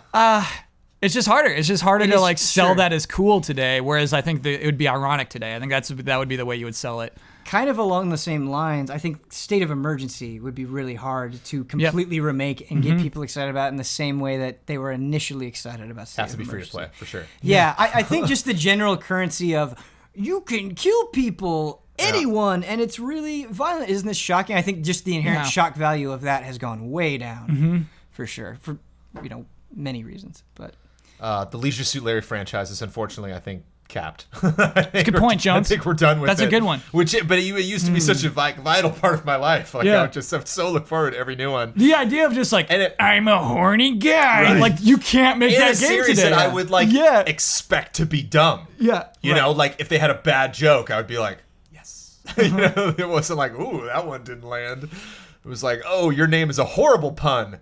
Yeah. Yeah. Yeah, not that sympathetic. And I think just anything specifically licensed to a specific person, like Ken Griffey baseball or something that's just that person's just not relevant in that space anymore. Or, whoa. crisscross music video makers. Do you know who was on the cover of MLB The Show this year? Ken Griffey Jr.? Yeah. All right. I'm just saying, but it could be somebody's not a Tony Hawk. Somebody that didn't become its own franchise that then, made other weird games. But, like Tommy Lasorda baseball, just sure. Still a name you recognize, but not that specific sports game or something, Sometimes I like to think about the arcs of things in video games, and I am truly I love Guitar Hero / Rock Band. I love them. I played so much Guitar Hero and Rock Band. If you guys came up to me and said, let's play Guitar Hero right now, I would do it. Beatles, right now. Let's do it. Full playthrough right now. Sure, I would do it. I love it. I love it. I We'd love get it. I love muted. it. It would be destroyed. Yeah. But I think it would be just for us. But I think about the arc that those games made, okay? And think about it. Like, really think about it. They blew up. They reached a point of critical mass where they were phenomenons. And then they kind of slowly tapered down because I felt like they were just releasing way too many versions that weren't interesting enough on their own. They drove it into the ground. And then somewhat recently, they tried to bring it back, and not saying that no one cared would be incorrect, but it didn't. I don't think it generated the level of excitement that anyone wanted. Yeah. And, I don't know if they said, at least at this point in time, like, hey, we're coming out with a new Guitar Hero. I don't know if you could remake that or bring that back in a way. Like, I'm kind of worried that maybe Guitar Hero had its arc in that way. Yeah. Like, DDR had its arc. Mm-hmm. You know? Yeah. I think that's fair, Ben. I think that that new Guitar Hero, which I think was just called Guitar Hero, right? Like, they considered it a reboot. It's Guitar Hero Live. Which I thought was good. I think they had a good they had some idea fun ideas. of like the streaming. It's streaming in new music, and you're just hanging out listening to music, and you're just playing. Like, they had a new concept attached to it, and you're right, just zero enthusiasm. There was zero way to make that work. Yeah, there's gonna be a time. Well, and something I like to think about too is a lot of people, obviously it was oversaturated. They released sequels too quick. Like, did Aerosmith and Green Day and Metallica really need their own like Guitar Hero? But I often think, like, even if they hadn't done that, I think there was just a bye-bye date on the like the thing where it's like, this is good until 2007, this genre, and then we're done. I also think there's like inherent diminishing returns on, like, we've got the Rolling Stones in this game. Like, this just doesn't matter anymore. Yeah. Whereas, like, that would be a headline on Kotaku, just like, oh, look who's in Guitar Hero this week. Yeah, that's crazy. Right. I think that, though, I mean, things are cyclical. I think that, like, we would be able to look at our NES peripherals and say, these are all so stupid, and then we picked up Guitar Hero guitars and, like, they ruled. There'll be another time where we're picking up plastic things. I don't know what those plastic things will be. It won't be guitars, but I do think we'll come back eventually. I keep saying and now I'm going rampant with it. But I've been playing a lot of GameCube games. I've been playing Super Mario Sunshine. Mm-hmm. I've been playing Metroid Prime, and I'm sort of Paper Mario Thousand Year Door. And I was not one of those people that dismissed the GameCube at the time. I really loved my GameCube at the time. I played a lot at the time. But I'm sort of at this weird cyclical point with the nostalgia where I'm like, maybe I didn't appreciate the GameCube enough. Maybe it was even better than I gave it credit for. And I'm seeing a bunch of love for the GameCube. Like, people are desperately wanting a GameCube Virtual Console. Mm-hmm. And, at the time, people were saying, oh, the GameCube's kind of this oddball Nintendo console. I feel like that was sort of the narrative written around it. I wonder if we'll reach a point 10 years from now where just there'll be this fever-pitched desire for Guitar Hero again. Yeah. It's possible, man. And I think that Deadly Premonition 10 years from now, if you put it out exactly as it looks now, would be so novel. I think absolutely there will be a time for Deadly Premonition to come back. I want it right now. I know this is a random anecdote, but like I just remember, you guys know Mike Buddy. Mm-hmm. People at home might know Mike Buddy. He did some stuff back at GT. Sure. Got us our first camera that we shot anything on Easy Allies, was thanks to Mr. Mike Buddy. Oh. I will never forget, he used to work at GameWorks when GameWorks first came out. This is a tabletop store, right? Mike Buddy, no, GameWorks is the arcade. They have one in Seattle, right across from the convention center. Huge. Oh, yeah. And there was Guitar Freaks, yes, which had its own custom music, had its own weirdo soundtrack that they released. There was no popular music. Yeah. And I remember walking into GameWorks and seeing Mike Buddy like rocking out and being like, what is this? And he's like, oh, it's Guitar Freaks. He's like, we just got this in. And I was like, oh, it's kind of cool. And I'm like, you hit the buttons? And he was like, yeah. And he's like, imagine if this had the Chili Peppers in it, man. And we were like, yeah, at the time. We're being like, that'd be pretty cool. Couple of SoCal boys. Yeah. That's really funny. Again, it's not a great story, but it just, anytime someone brings Guitar Hero, I always remember being like, I mean, that's the story really of Guitar have Hero. something. Yeah. That game would have to be huge. Well, I think they tried to sue. I think Guitar Freaks tried to sue Guitar Hero. I didn't know that. I think there's a whole lawsuit there. Wow, yeah, I never. Because it does predate it for a while, and yeah. I never drew the line there between those two. Our next email comes in from Morgan. Hello, allies from beautiful Colorado. Video games are a fun diversion, but can also serve a more tangible purpose. I want to challenge the panel this week to take one of the following games and turn it into a life lesson or find a practical lesson learned from within. Or if no value can be found, and rather something you can take with you after the console is switched off. So for an example, he gives Persona 5, the test question about the pollution in London, killing 4,000 people in 1952, opened my eyes to the dangers of unregulated factory practices. So something in this game that gave you a life lesson. Please draw something valuable from the following. So I'm just going to have you guys maybe pick from one of this list, or if there's something that's more inspiring to you that you think of, go ahead. So he gives us Persona 5, Hellblade, Senua's Sacrifice, Bloodborne, The Legend of Zelda, Breath of the Wild, The Witness, Metal Gear Solid, and Tetris. I can actually start us off with this. I'm going to start us off with Metal Gear Solid. Sure. And this is specific to me. When I played Metal Gear Solid 1, I was in 3rd grade. So I think I was about 8 or 9 years old. And I never thought about war because I was 8 or 9 years old. I just didn't think about it. And so I'm sure there were other things that it could have affected me in a real way. But the way Metal Gear Solid 1 specifically talks about war is the way that it tries to make this equivalency between the sides, where it's like, hey, you're painting us as the villains, as the terrorists. You're coming in, you're killing a bunch of people as well. And like, violence is violence. Like, regardless of what morality you take, there is still something innately horrifying about killing hundreds of people. And at the time I was like, whoa, like I'd only thought of things as good guys, bad guys, but it wasn't like that. Like, violence is inherently disgusting, and the ways that we try to justify that violence to ourselves can be really interesting and can change depending on the perspective that you're looking at it. And it's just, at that time, I had never thought of war like that. I had never thought of violence like that. And so it was something that I took away from it as a child. Metal Gear Solid for me was thinking a lot about genetics. Yeah.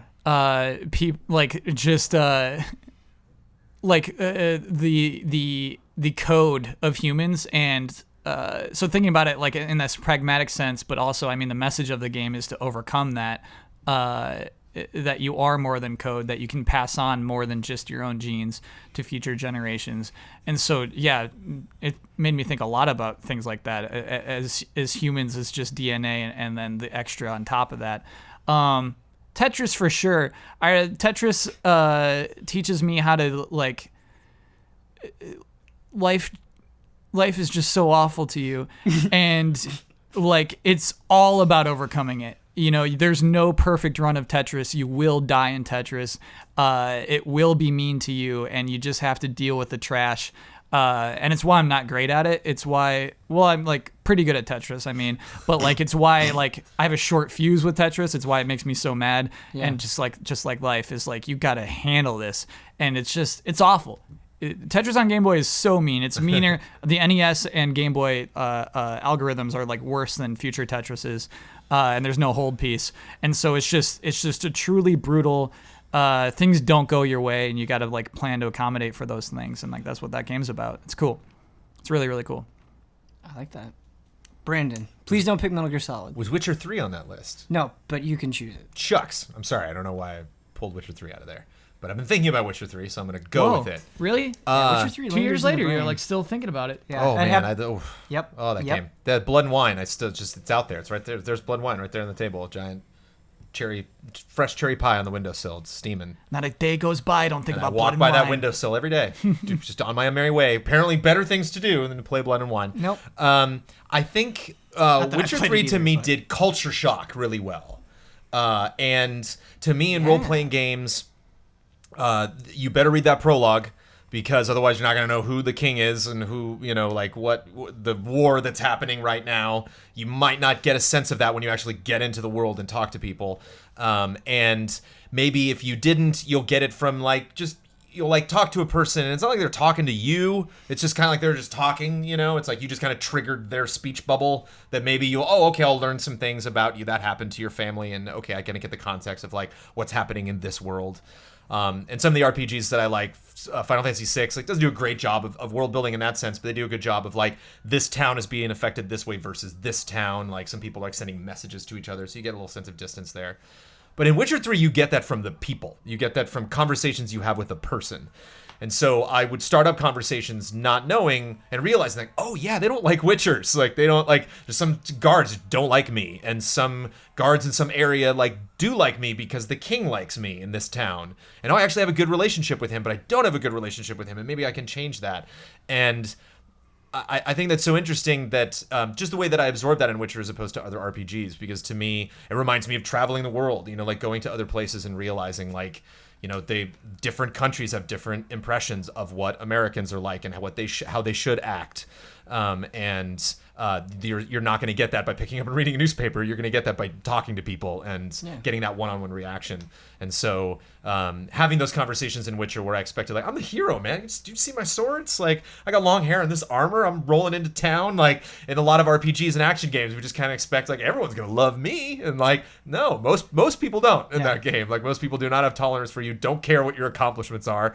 I'm going to go, did you understand the monster that I just killed? And it's like, yeah, but it's like 5 miles out of town. It's never going to affect me. What do I care? But what's great about that hate, too, is it's not that they don't necessarily like you because of who you are. They don't like you because of their understanding of what you are, based on what they've heard people say about you. So it's playing with that sort of, like, perception versus reality kind of thing very effectively. And you can reinforce that if you want, or you can ignore it, or you can be polite. Or you can rise above it, And so, I think the all important lesson is very good to know, which is that you cannot predict how people will react to you. Like, you are not other people. Like, you have to just kind of, you know, do your piece, you know, spread your message throughout the world and get their message back, and then deal with the information when you have it.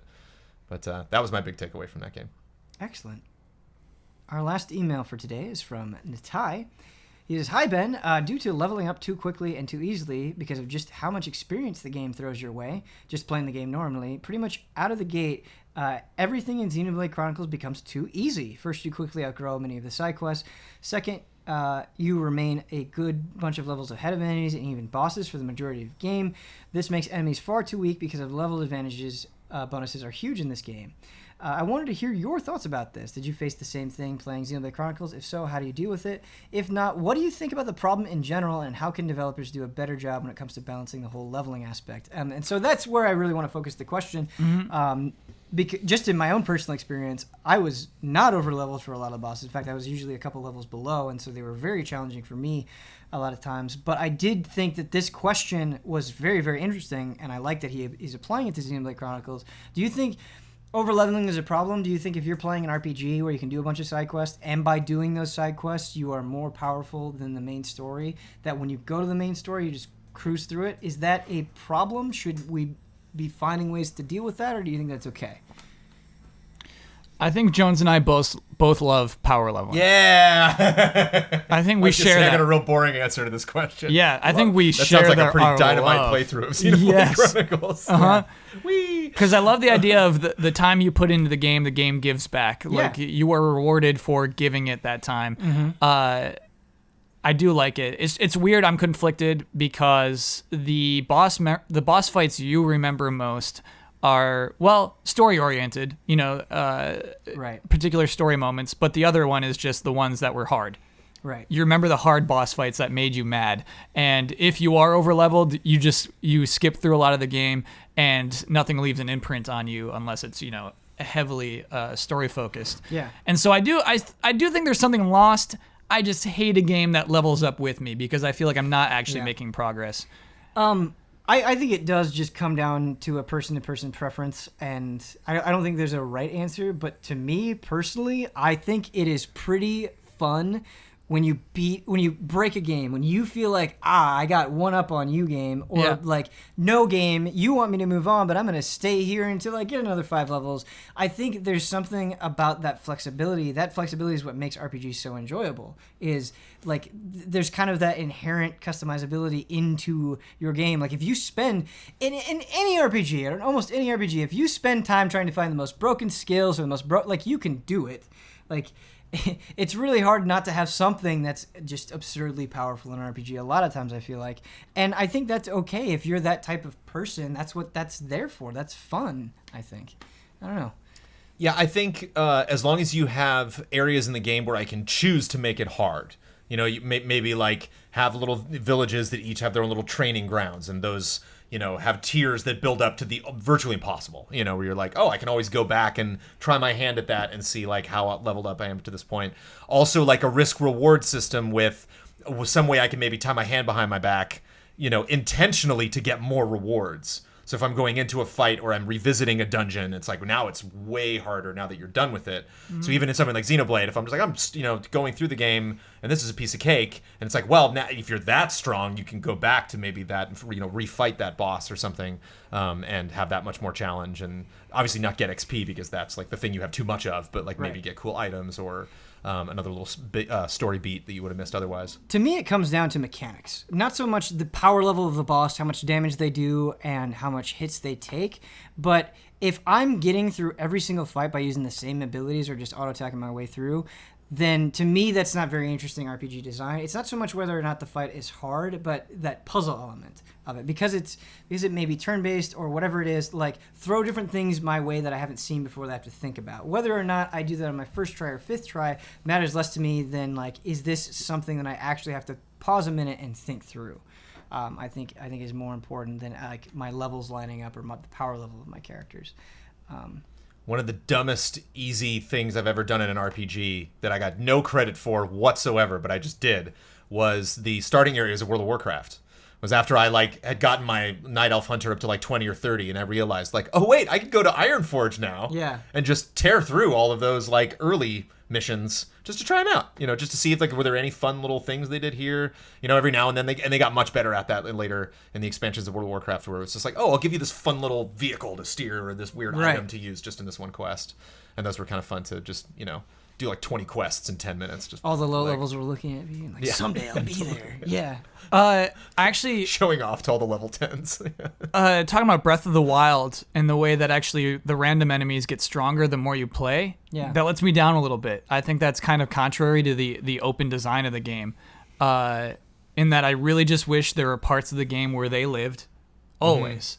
You know what I mean? And so I think the idea is we're going to make it more interesting for you so you don't breeze through parts of the overworld map. See, I was okay with it because what I hate is when it's the same enemy, but they just get stronger. Mm-hmm. In Breath of the Wild, they're actually different enemies. And so, like, to me... I just mean the recolors. There are recolors, but there is some sort of visual signifier that this is a different thing, whether it's a recolor or not. Mm-hmm. And to me, that was enough. Because it makes sense when you have this calamity going on. Oh, you just mean the same red moblins just having more HP would suck? Yeah, being the same red moblins having more HP and hitting you harder, that would ruin it for me. But because there is some sort of visual signifier that they're different, it didn't get to me. But I see what you're saying. Yeah. I do see what you're saying. I think we're gonna call that a frame trap. Oop. What do you say? That's a frame trap. That's a frame trap.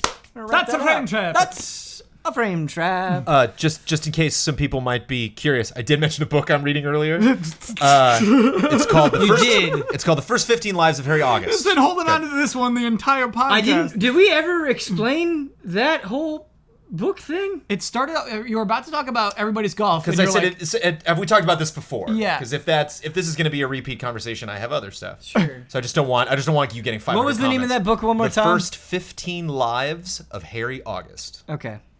Fascinating sci-fi book. Okay. Thank you so much, panel. Brandon, thank you for being on this podcast, sharing your views. Kyle, thank you for being on this podcast, sharing been a pleasure. Good. I hope it's been a pleasure for you, audience. Let us know what you thought of this episode, what you liked, what you didn't like. Always receptive to feedback. If you want us to talk about your email on this show, please email askeasyallies@gmail.com. We pick 3 emails every week. One of those could be yours. Also, if you would like to support the show, it means a lot to us. It makes it so we can do these things for 3 hours and justify it. Please go to patreon.com/easyallies and consider sponsoring Frame Trap. We also have a Easy Allies podcast sponsorship, which you may be interested in as well. Take a look at that. Thank you so much for your support, and we will see you next time.